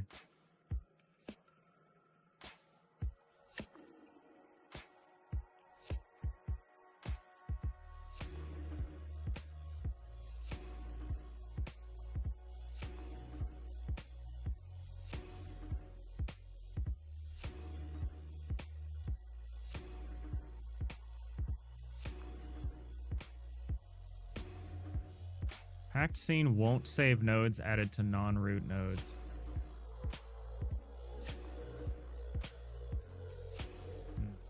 What is that? This is an open issue. When saving with packed scene.pack, child nodes that are added at runtime to nodes which are not the root of a scene will not be saved regardless of what owner they have. If this is a problem, this might actually just totally... You going back to the space game after the deck builder? Maybe. It depends on what kind of, what kind of runway I have or anything. Because the thing about the space game is it's very big. It's very involved. I'm doing a lot of it. I'm doing the art and the sound and everything. So it's like very involved project. But if this game is a success and I get a runway or something, I would love to go back to my space game. How's it going, Skywalk? All right, code and MRP. For see and get children, if c.scene file path, blah, blah, blah, res duck.scene, label c.find child, new one, scene feather.instantiate, new two, scene feather.instantiate, c add child, new one. This adds the node to the root of duck.scene.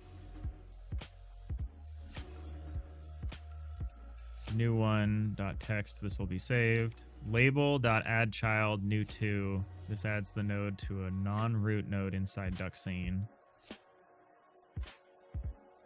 Okay. New two.text, this won't be saved. Note that in the MRP, the owner of all saved nodes is set by a recursive call in main.gd, but the exact way the owner is set does not matter.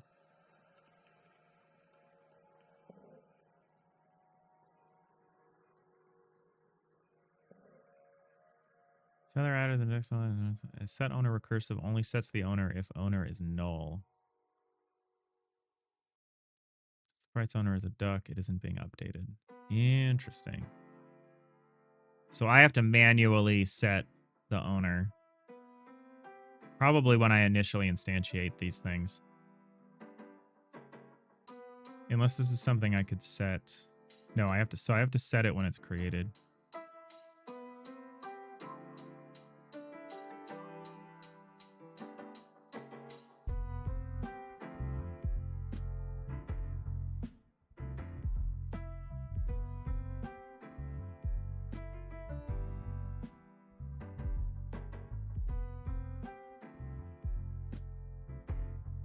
Creates orphan nodes after save file is loaded.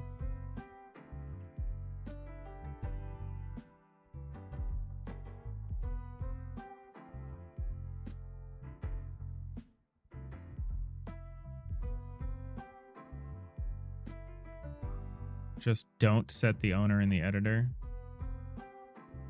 Okay. Yeah, that wouldn't work for us anyway because we're instantiating a lot of children.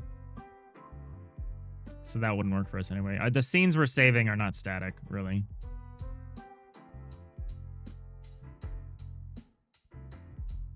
It loads back in, it uses the file, and it loads its children from there. If we set the owner to the pawn before saving, the packed scene also saves the duck's child node separately.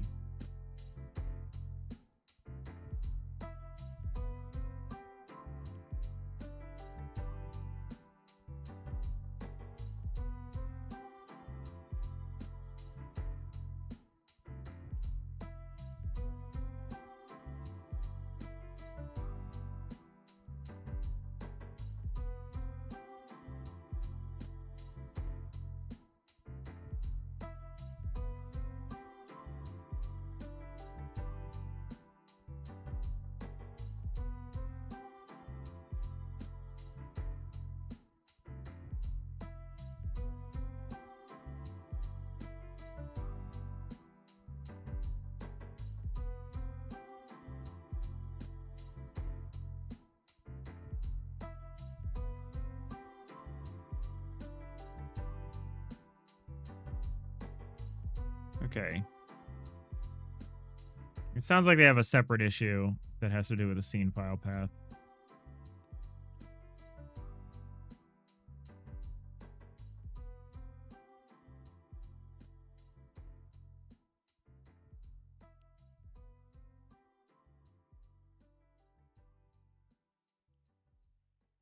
So it looks like there's potentially some side effects to this, but I'm not so worried about that.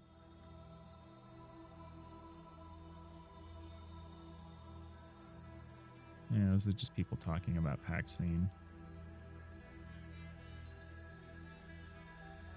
That's not what I'm talking about. Okay, so this should work.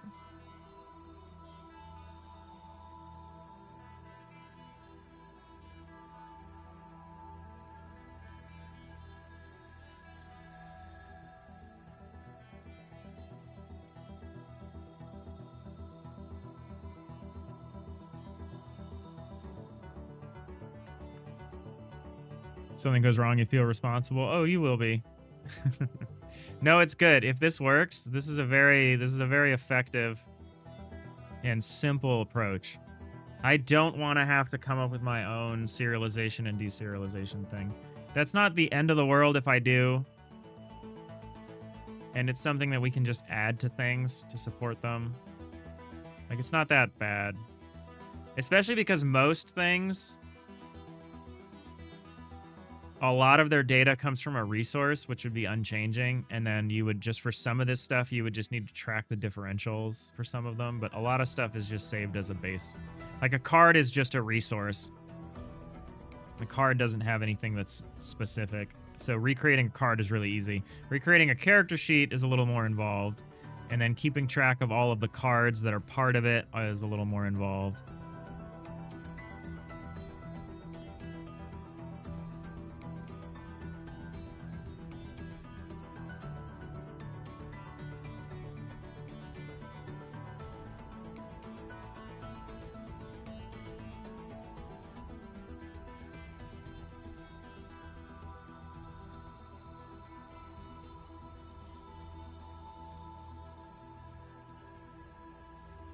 This seems like a good start, though. This seems like a good direction to go to potentially have a solution in like a day or two rather than like a week or two, which is an optimization I'm willing to make. Like, I'm down. I'm down to have a solution in a number of days instead of a number of weeks, because I'm not like an expert at anything really. So building my own serialization system and then having it all, being able to recreate these objects myself consistently.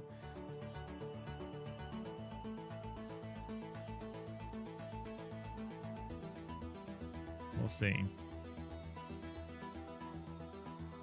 Ooh. These all need to go away. Hopefully it doesn't, we don't use those anywhere. These are fine.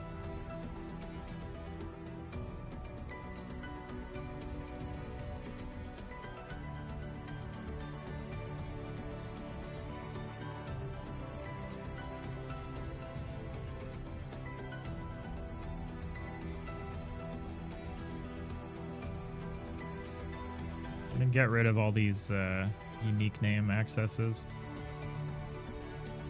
Because if we're instantiating these things all the time, these unique name things are going to break. I don't know why, but they just do. They just break.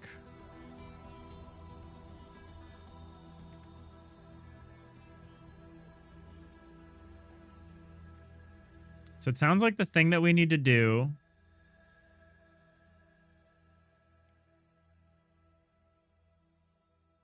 a node already has an owner. Reassigning the owner will cause orphaned copies to appear when instantiating the saved.scene file. If node Y was instantiated during runtime, Y will not be added to the scene file if its parent is not the root node of a scene that is also instantiated during runtime.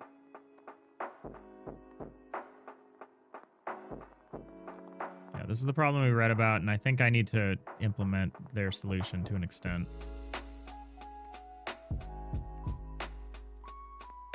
Because we do have this. We do have this issue.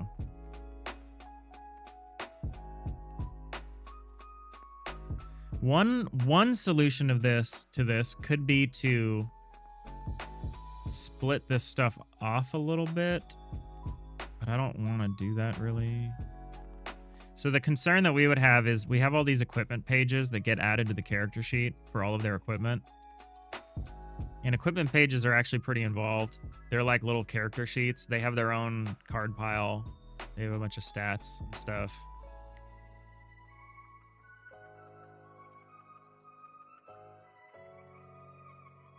There's so little that we actually need to save here. It makes me question whether we actually need to do all of that.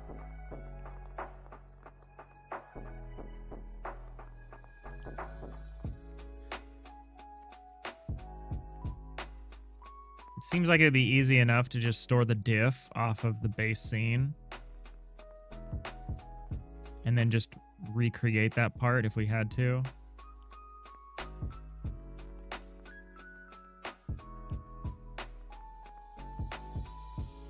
Then I don't really actually need to create that much.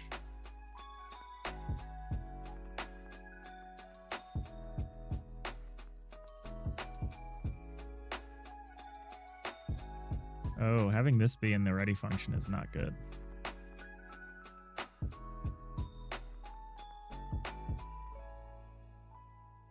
It actually could be more than one card.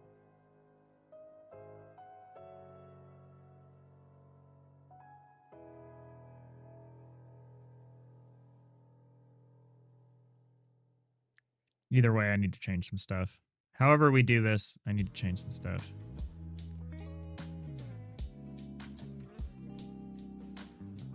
The thing that gives me pause is this packed scene open air bug.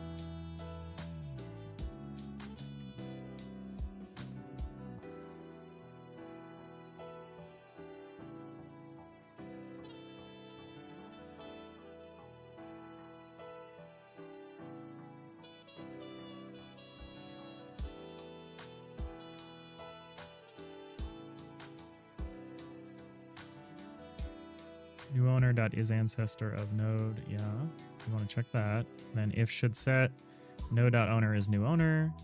Node.scene file path. So if we have a scene file path, what we want to do is we plug that in. New owner.get path to this node. Oh, so they're updating the path to the owner as well as the owner. That makes sense. So you can't just set the owner, you also have to set the path. Otherwise, you run into this orphan problem.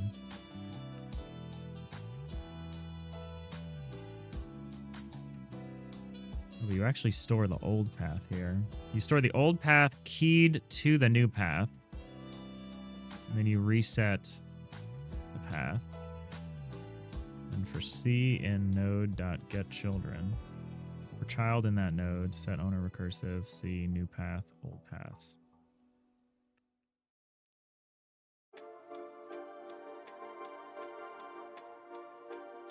What are you doing with this dictionary then?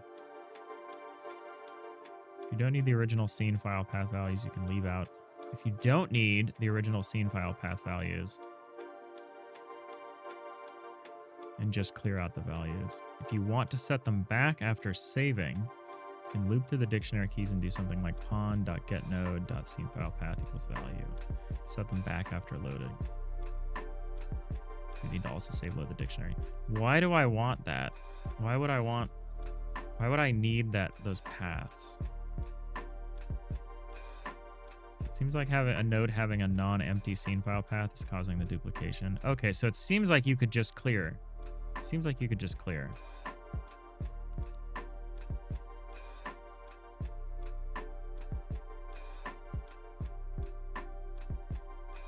So as long as I clear the scene file path when I set the owner, it seems like it might work. I want to see who mentioned this. I want to see where this was mentioned. Packed scene serialization issue.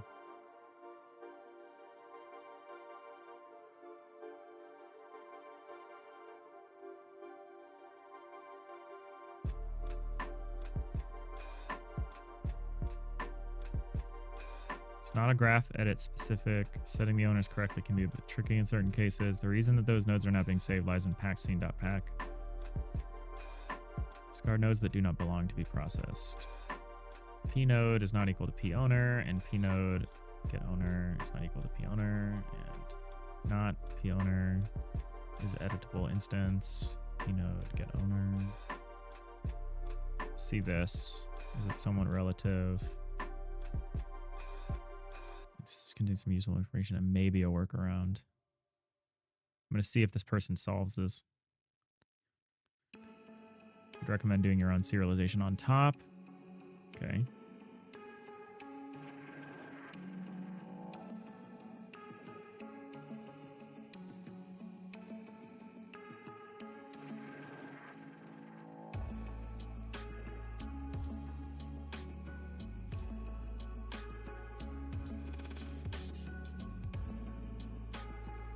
Make connections a property.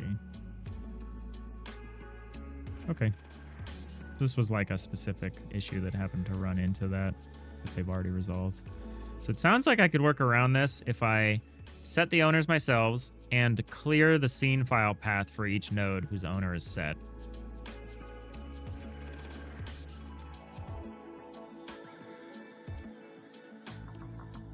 And we just do this recursively.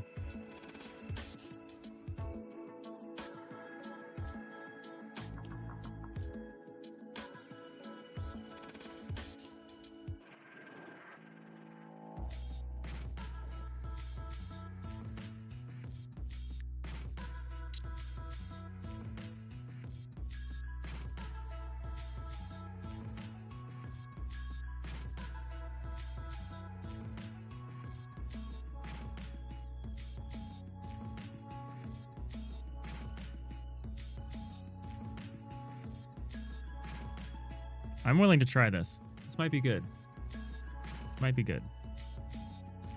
This could actually work for serialization as well. It's a little rougher in that it's not as flexible and there would be some versioning issues, but I think I'm willing to try this. I don't know how much of it we're going to get done today, but I might do it tonight. I might start today and I might finish it tonight and hopefully test it, and then we'll know tomorrow whether we can do this or if we need to start doing a per custom class serialization. That way seems good too. That way seems good too. It's a little more complicated.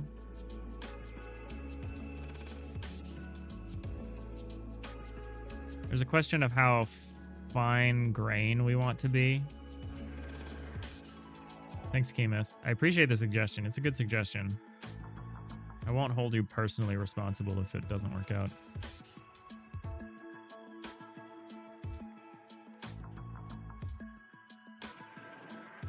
It just seems like it's overkill, but the simplicity of a potential simplicity of implementation makes it appealing to me. The alternative would be to not actually reload things unless they had been deleted and otherwise just reset their data. Or I guess we could just delete things and deserialize and recreate things when we deserialize rather than try to just deserialize in place, but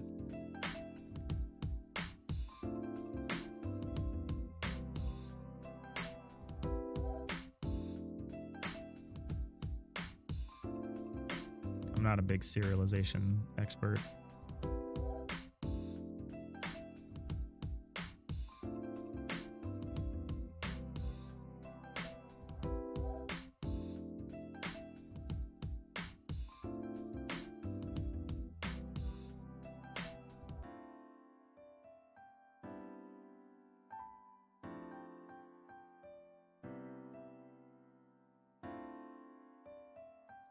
The pack.scene.pack thing does end up storing like significantly more information than we need to store.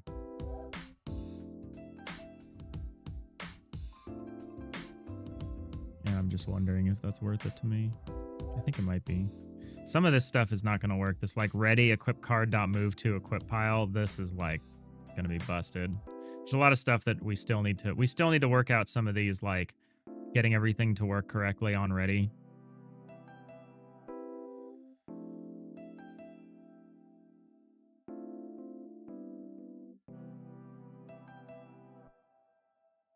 but I like the idea. I like the idea a lot.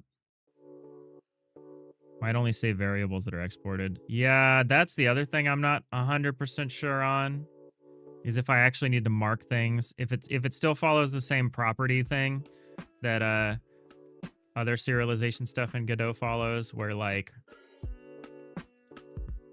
it needs the property to be marked for serialization. I don't know. This is not very particular about that. Add export storage, that's it. It's not really export variables that I want to store, though.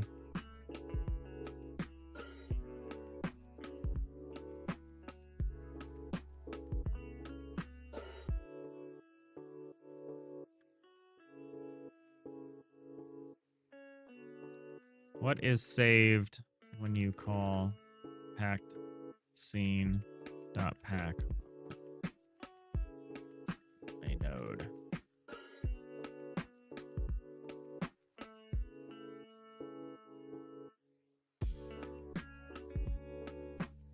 Like, what specifically? It says values of properties in the inspector. That sounds like export variables, doesn't it? Scripts, node hierarchy, connections. They're set to persist.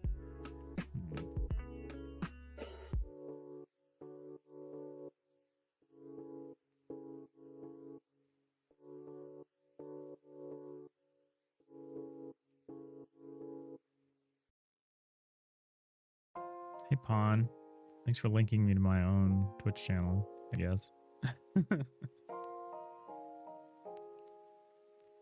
How's it going?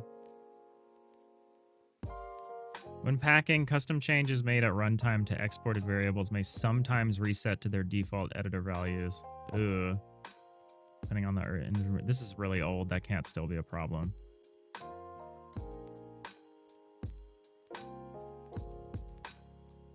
It says this issue is closed.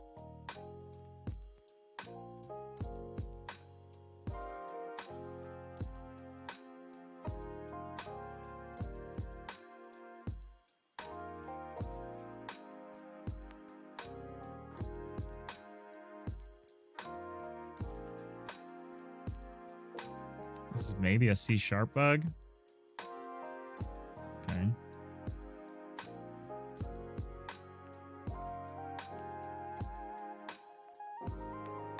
Oh. It won't work with subscenes.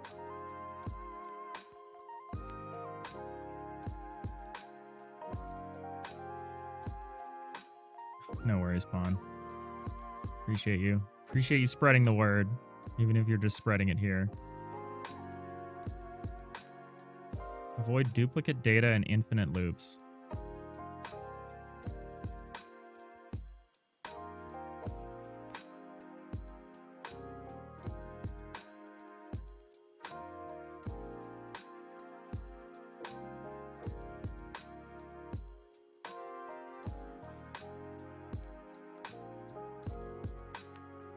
I'm calling pack on a packed scene instance. Several errors appeared to the way Godot stores node references. Mutual references create infinite loops. Sure. References stored in arrays and dictionaries create duplicate orphans when loaded. We looked at that in another issue.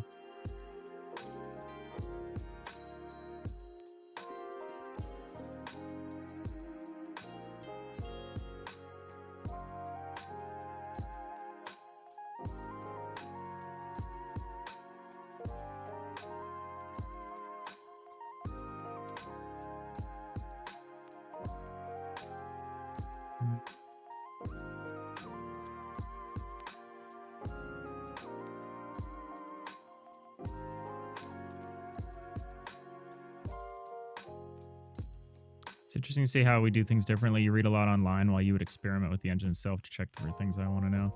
Yeah, the thing is, it depends.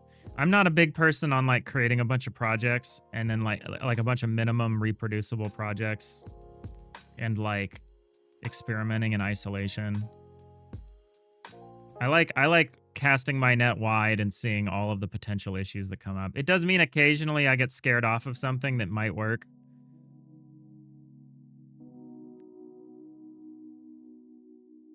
Okay, this person is suggesting a change to packed scene, which is not exactly what I'm interested in.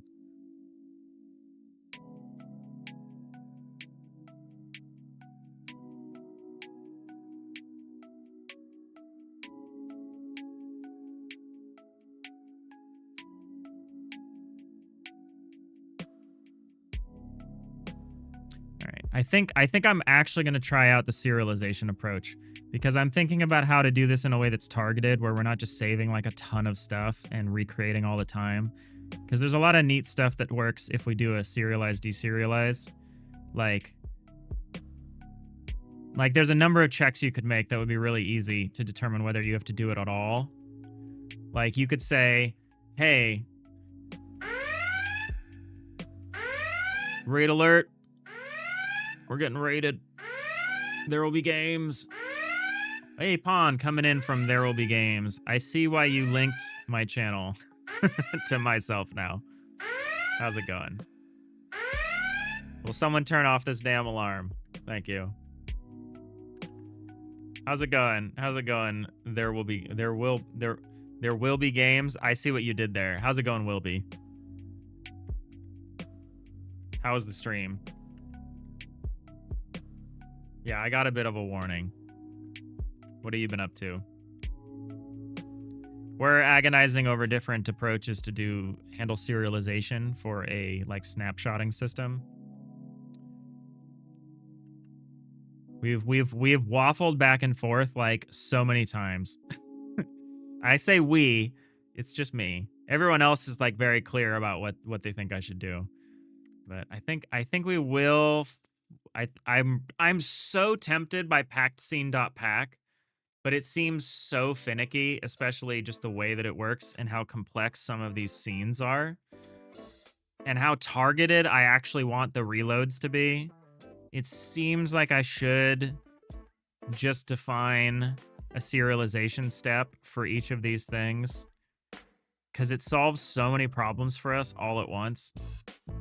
And it's very targeted, and it would be really easy to see if a thing still exists by just asking if the thing is here.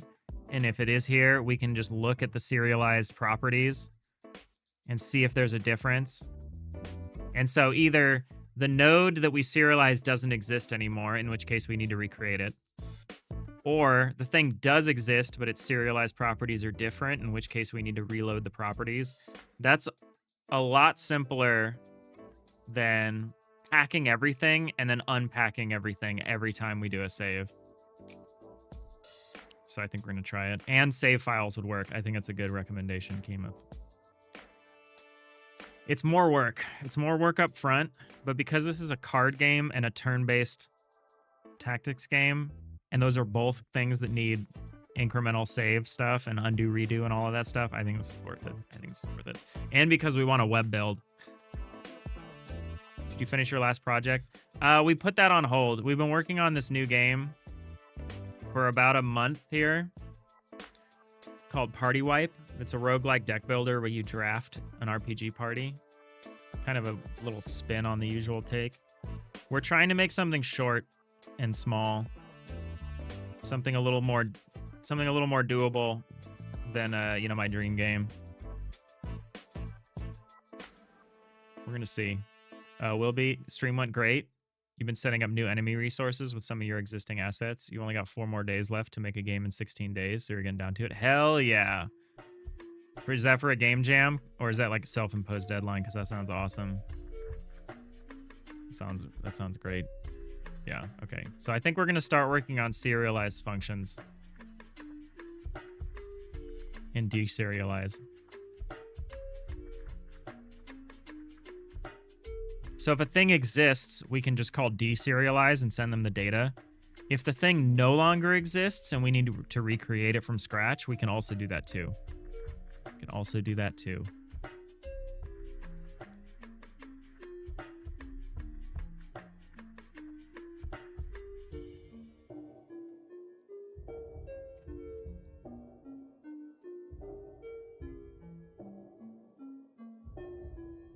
Self-imposed, you made the game in a day, then 2, then 4, then 8. You'll do 32 next. That is a really cool idea. That is a really cool idea. I usually like doing weekend game jams. And then this is a much bigger game. It's still much smaller than like my main project that I've worked on mostly on stream. But we're trying to take that game jam approach and apply it to a larger game. And it sounds like you're doing the same thing, but you're taking a much more gradual stepped approach to it, which is really cool.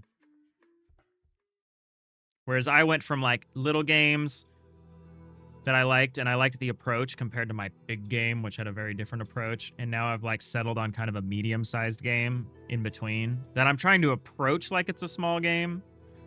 We'll see. But I really like that. That sounds really cool. It's been remarkably helpful for learning Godot, helping to scope yourself and allow for pivots in what your game will end up being.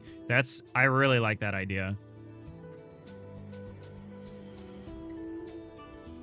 That sounds like a great way to learn as well.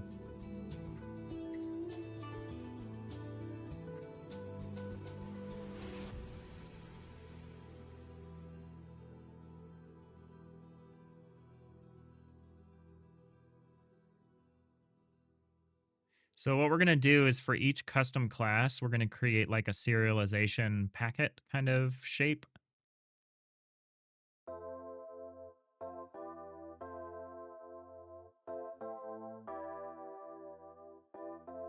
Probably just...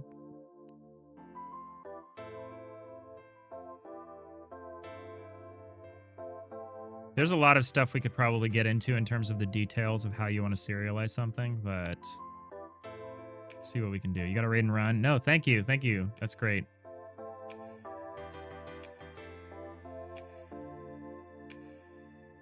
Good luck. Good luck on your 16-day game. That's really cool. I'm gonna follow. I want to check out your progress. That sounds like really great.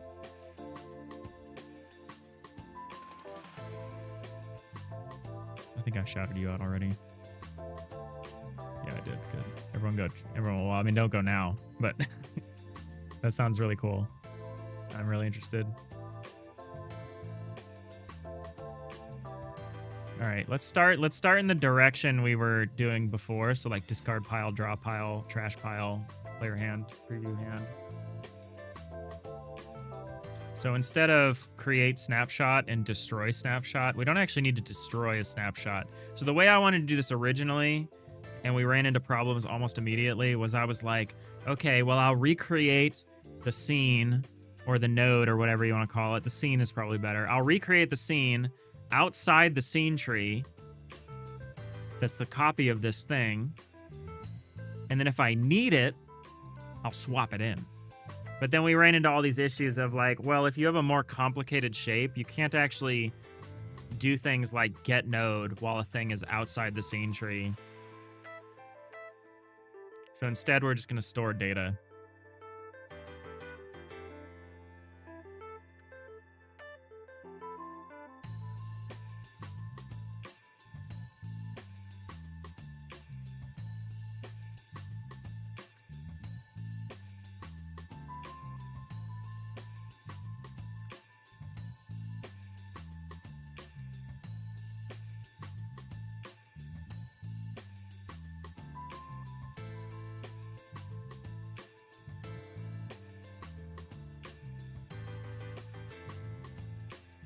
And so we really only need to save the diffs off of the baseline scene. The best thing to probably do would be to like store it all as a dictionary so that the data doesn't have like a super rigid structure and we can just look up properties. And then we have a little more flexibility in terms of we could try to handle versioning differences a little better. We're not going to do that now, but just like thinking forward a little bit that we would want something like that. So instead of this create snapshot, destroy snapshot, we could say something like func serialize dictionary. It probably wouldn't be typed. Probably wouldn't be a typed dictionary, which is unfortunate because we do like typed dictionaries. We could say like variable data.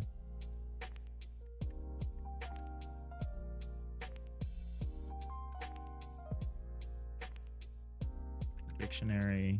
And then so for this, what we would probably do is we would just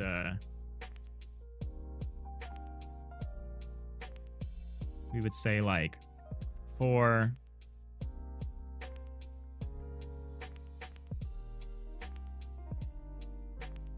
we'd say like for card. For this specific case, we'd say for card, card in cards. Here what we would say is variable card data is an array. Well, maybe we can type the dictionary.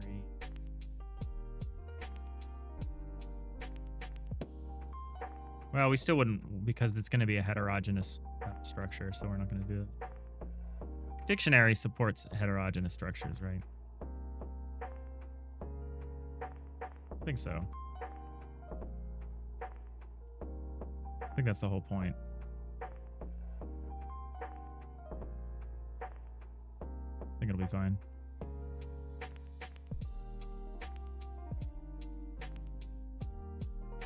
This case is easy, but I'm trying to structure this in a way that we would do well otherwise. So we'll make an array of cards. Oh, actually it can't be an array of cards. It would be an array of base card res. And so we'd say for each card in cards, we would say card data dot append card dot card data.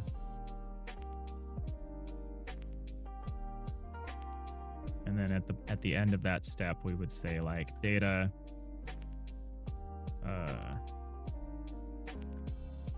say cards.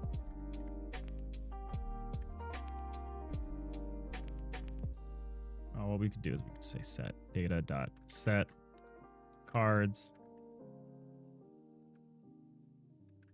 card data.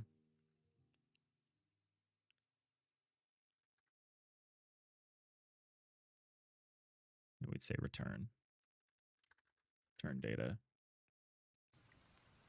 I might say saved data. Yeah, we'll say data.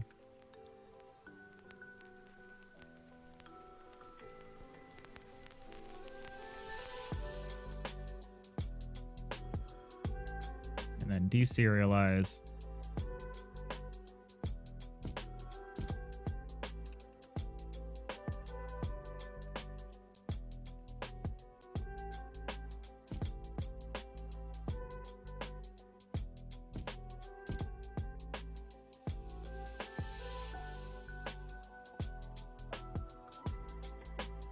I need to make sure I clear and free my card containers before I queue free them.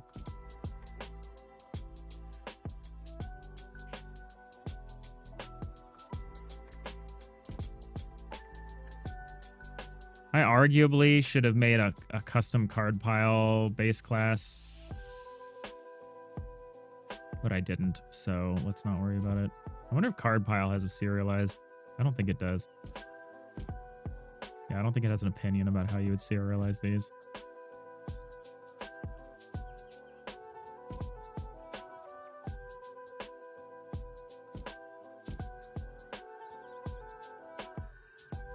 And then, you know, now it's still the case.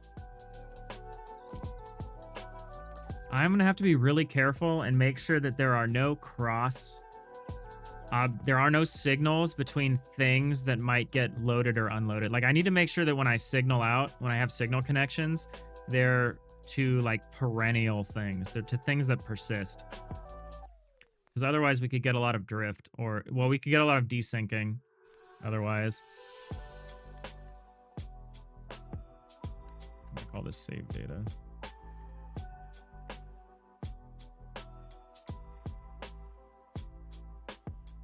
So we'll say deserialize save data is a dictionary.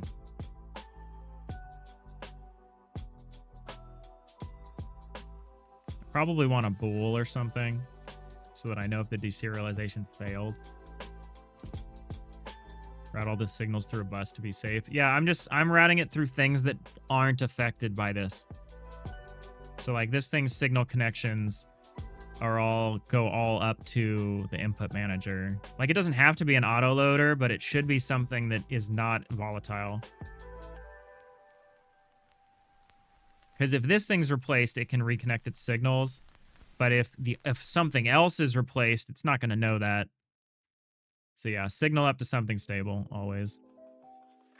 Always. All right, so we've got our save data dictionary, and now we can say if save data.has cards. I'll just save everything as property names, and then if I change property names across versions, that'll be horrible. We could have some kind of lookup. All right, if save data.has cards. You know, I have a friend that made a save system for this, or that made a Godot pickler. I should talk to them about this. Cause they already made a serializer. Maybe I should use their serializer. Pickler GD. Oh, Pickle GD. Safely serializing arbitrary Godot data structures, including custom classes, over multiplayer and to disk. Maybe I should just use their system.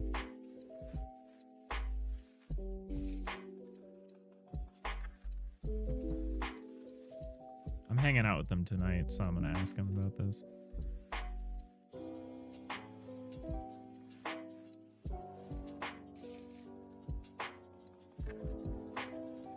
This would be for saving whole custom classes, though.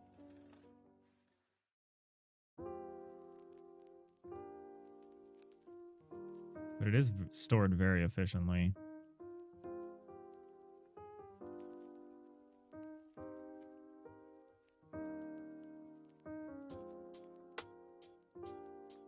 This is their pickler. It would be in the spirit of the project to use a library. It would be. It would be. Why is this so giant?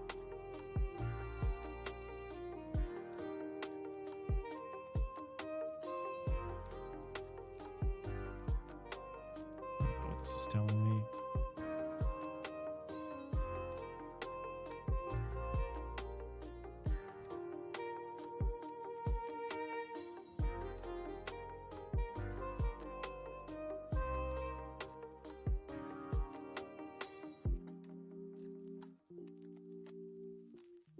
Yeah, I'm gonna go check out the Git repository.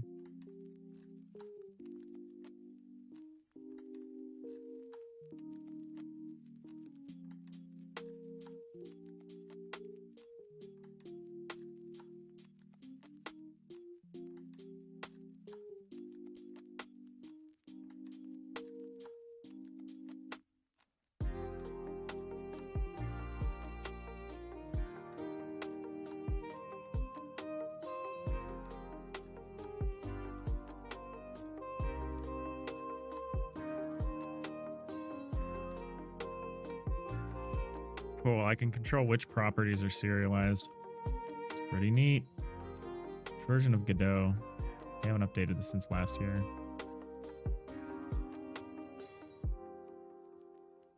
Tested with 4.4. Well, I'm on 4.6.1, so but whatever, it's probably fine.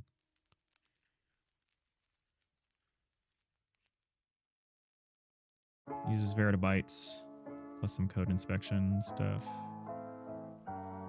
Easy to send complex data structures, such as large custom classes, over the network to multiple. This seems like it's overkill for what I want to do. But it would be neat. I just thought of it. I'm still going to ask them questions.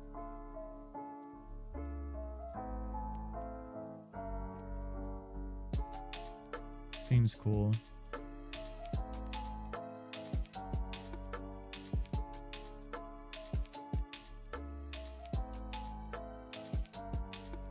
This was meant to be like a multiplayer thing. Extends resource, custom class, new args, boo. I will definitely pick their brain on the pickler.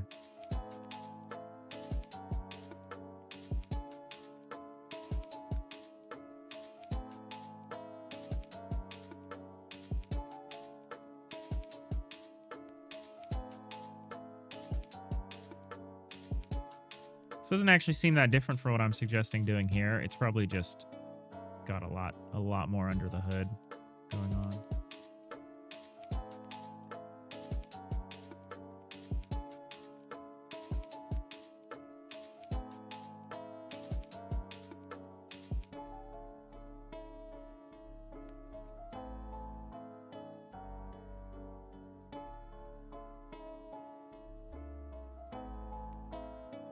That'll be cool though. Well, I'll carry on with this for a little bit because I see this seems like relatively easy to do. We should include things like version information. All right, if save data has cards, then what we would do is, so we need to unpack this card.card data. So we have the card data. We have the array of card data. So what we would do, if save data.has cards, we would say, let's say for data, well, we would say, yeah, we could say data, base card res in save data cards. Say card is it's card.new data. We could say card data. We could have this be the same thing. Card data.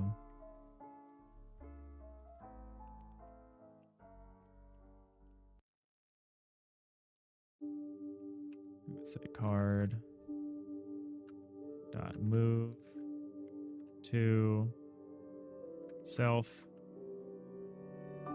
say config, say card dot move config. We could define the move config, the first variable.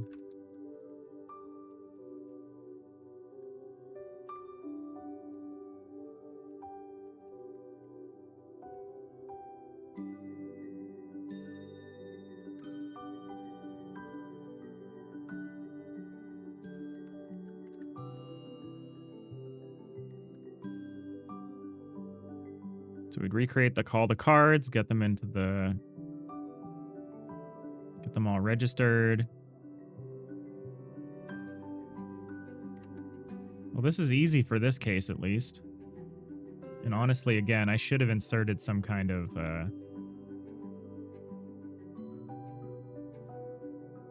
custom class for my card piles, but it's not so bad. So we have serialize, we have deserialize. So we would call well,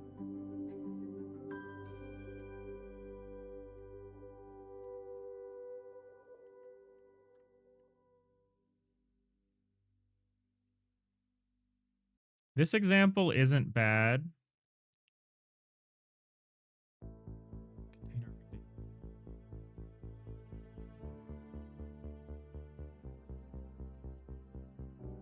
This example's fine.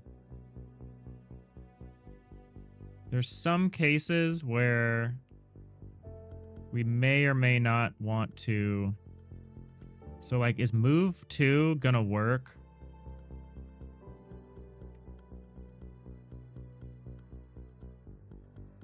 Current equals get parent.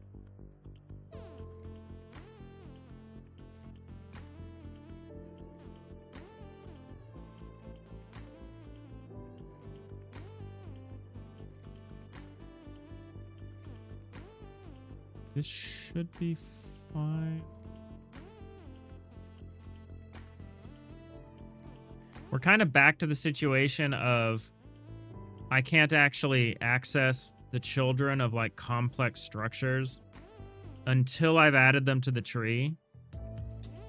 So what we would want to do is we would want to create the thing, add it to the tree, and then deserialize it, just so that it's not all operating in like a vacuum. Otherwise, we're just back where we started, where we have these complex structures that we can't actually deserialize because it's not in the tree yet, so we can't like access its children. via like get node or whatever. So yeah, so we'll need to add the thing to the tree then to deserialize, and we'll just need to be mindful of what that means.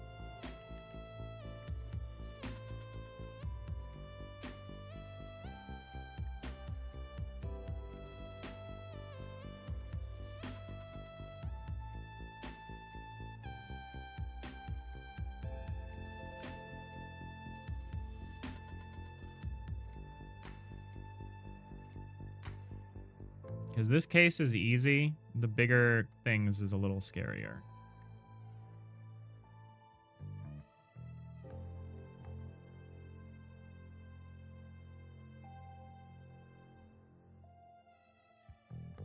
So we want to make sure that the ready functions don't require the deserialization to have already occurred.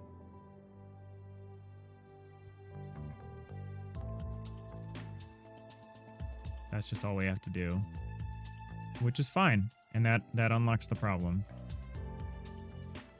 All right, well, these cases are trivial, so I will just copy this over to the other piles. Actually, anything that only consists of card data can just be handled this way. So, like, you can be handled this way. You can be handled this way. You get to serialize, and you get to serialize. There isn't like a deserialize or serialize function that I'm like shadowing with this, I don't think. I think the debugger would warn me about that if I was. It doesn't look like it.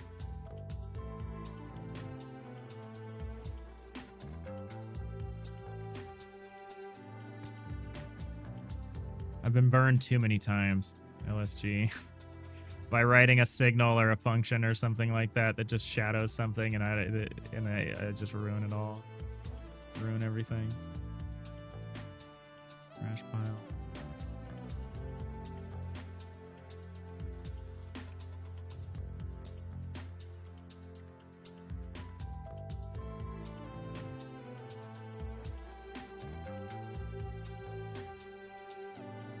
Especially when you're interacting with plugins that you don't totally know how they work.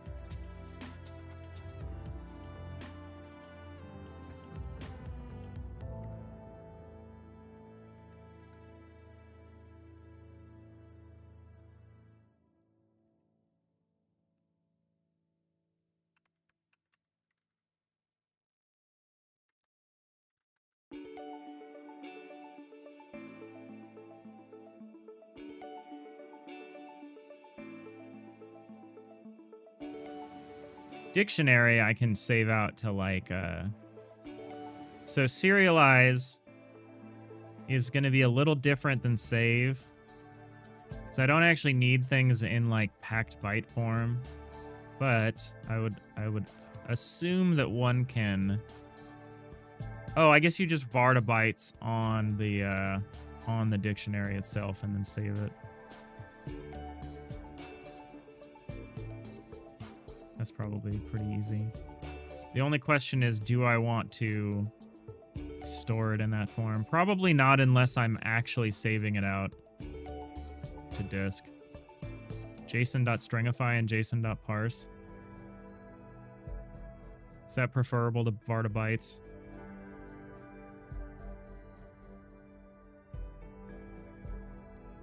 I don't know.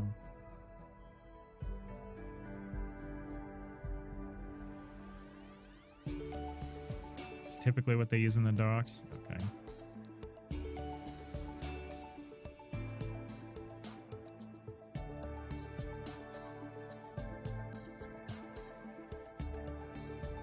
Let's see what Gemini thinks. They work completely differently and serve distinct purposes. I know. We're very anti-AI on this channel. I kind of don't have a choice but to just read these. I know I can go into the... we will go into these articles if we have actual real questions, because this lies. This is like the... You know, they called Herodotus the father of lies. The AI overview is like the child of lies. They just lie about everything. Output format binary, output format plain text. Human readable, no. Human readable, yes. Godot native types preserved. Loses them, turns them into lists or strings. Integer types preserves int precisely, converts ints to float. Speed, fast, slow. File size, compact, larger due to formatting and text. Compatibility, Godot only. Breaks if engine formats change. Oh. What does that mean? I need to look into that a little bit. Because otherwise, this seems better in every way. Vardabytes just seems better than JSON.stringify.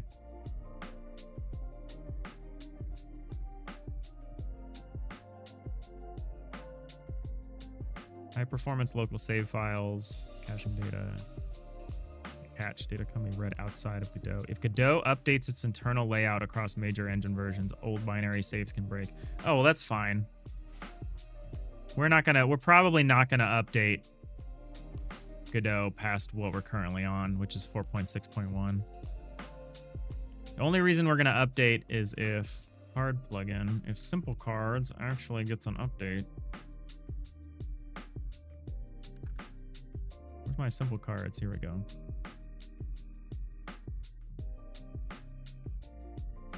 Version 2.12. Oh, that's new.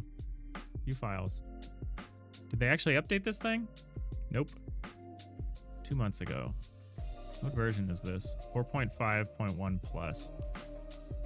I know I don't technically, I could probably get away with, like I really shouldn't even be on 4.6, but so far no problems. I could probably get to 4.7 and no problems, but yeah, it is nice to be able to read and save, to read the data, for sure.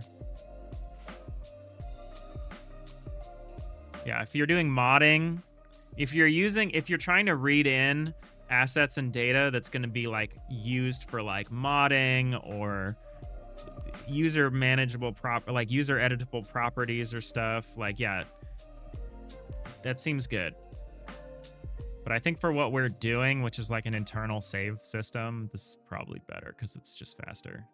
Although it's definitely not going to be the slow part of the process. The saving the files is not the slow part of the process.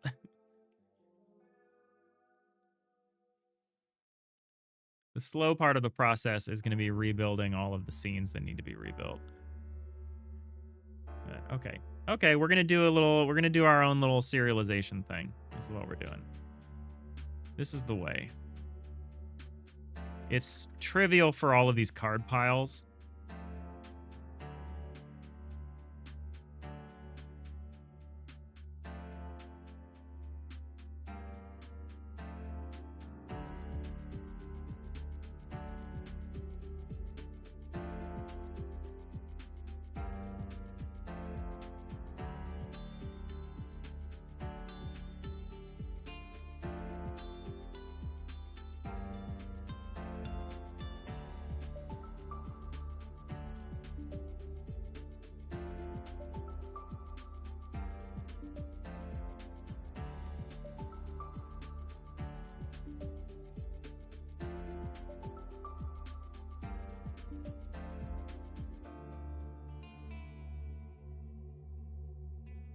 So what does the environment manager need to save?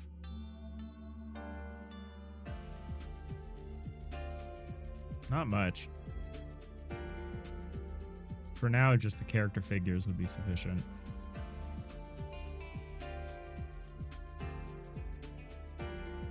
So actually, what I want is a serialize function on the character figure. And all that knows is its character sheet and its tile map. Where are these signals connected to? The character icon thing is a problem, maybe. Probably not, though. Character mat card entered. Character mat card entered. Do you actually have these, or is this like a holdover I don't actually use? I don't think I actually use these.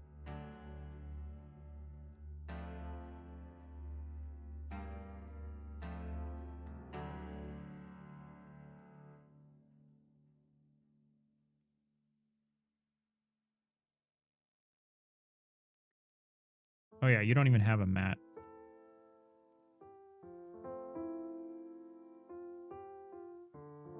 For a minute, I was going to use an area or a card mat or something to do things. We're not doing that anymore, so I could actually clean these up.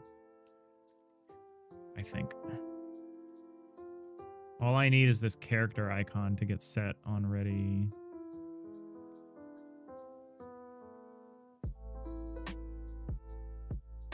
Because, yeah, I don't think I use these anymore.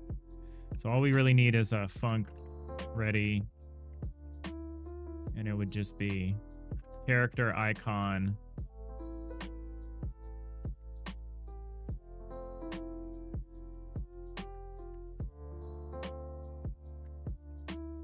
Dot texture equals something. Character sheet. Dot card. Character card. Dot card icon maybe. Card data. Character res. Card icon. This won't work because the character sheet is not in place when we make the character figure. Maybe it should be.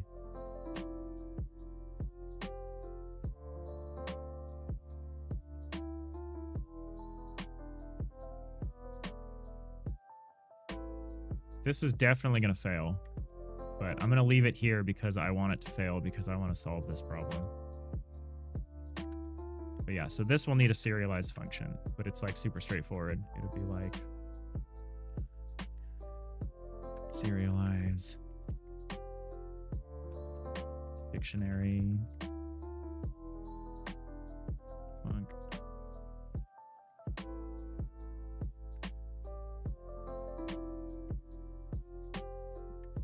variable save data variable do as we would just say character sheet. No, we would say save data dot set character sheet. Should I say character sheet dot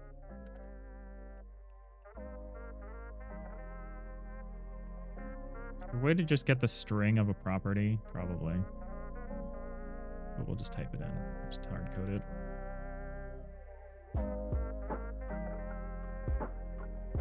Self dot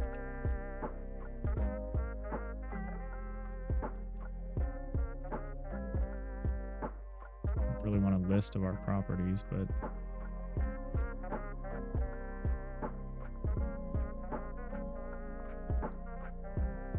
oh, can I say property.name? Can I just say character sheet.name?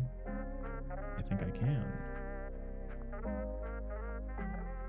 What is this? Wait, is this the name of the actual character sheet or the name of the node? Oh, a character sheet's a node. That's no good. Never mind. Never mind. Ignore me. Just do it like this.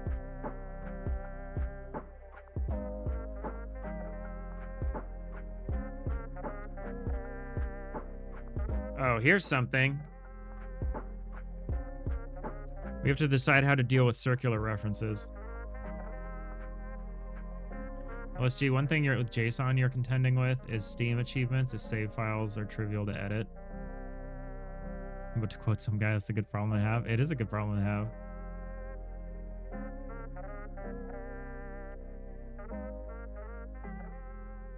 People could modify that stuff even if it wasn't in text form, if they cared enough. But yeah, you're right. It could be a problem. Okay, so maybe a character sheet, maybe a character figure. Actually, I am having endless problems with the fact that the character figure needs a reference to its character sheet. Need is a strong word. Wants.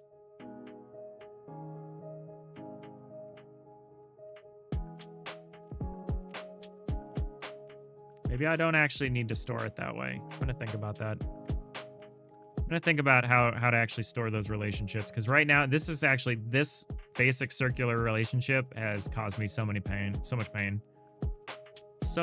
much pain.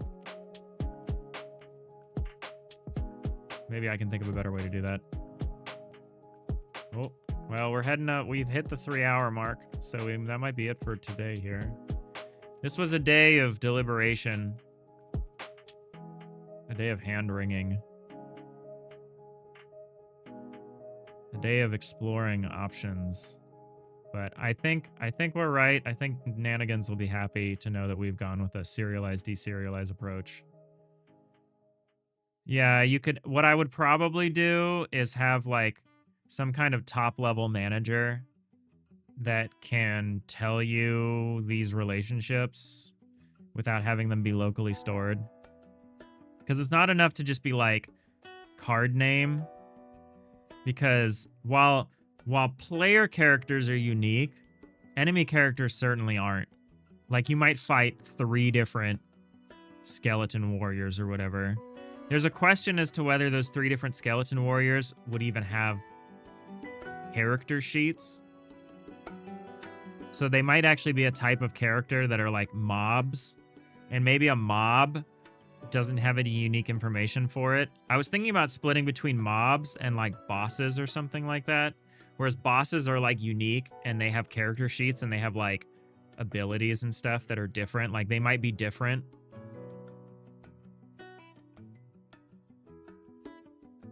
But at the same time, they're not like characters like player characters. They don't level up. They don't gain experience.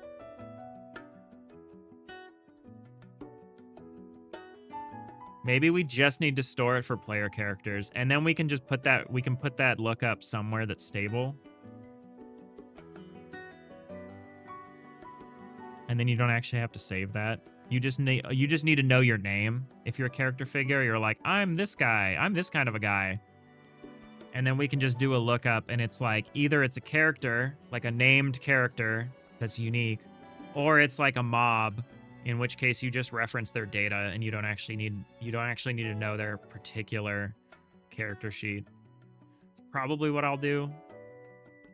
I'll probably give mobs like static character sheets that just depend on their card data and don't actually change over time. Because no enemy survives more than one encounter, right? The enemy either dies as part of the encounter or like the encounter ends and they just cease to exist. Or don't even need it. But yeah, some of that's the state for referencing characters is going to need to be higher up, which is fine. We'll find a place to put that. I honestly might move the party manager up. And instead of having the party manager be deep in the scene like that, have that just be a roster, like a UI representation, and then put the manager higher up so that it can be accessed elsewhere. We'll see. We'll see. I don't like a big top-down approach like this, but it might work. It might work for us. Anyway, this was a day. I know it seems like our progress is flagged a bit, and it has. It has, but we're solving some important problems. So, I think it's a worthy sidetrack. We'll see. I would like to get back to forward progress soon, but I feel like we've got it. I feel like we've been answering a lot of questions. And it's just a matter of putting in the work and getting everything set up. Thinking is progress too. Yeah, changing your mind is progress, that's for sure. Thanks, Keemeth. I appreciate all the input today. Hanging out. It is valued.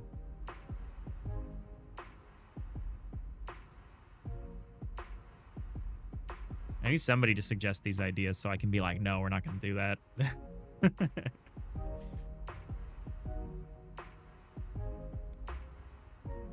All right. We're out of here. Thank you all so much for watching. We'll be back tomorrow. So I hope you all have a great rest of your day. And see you all next time. Bye.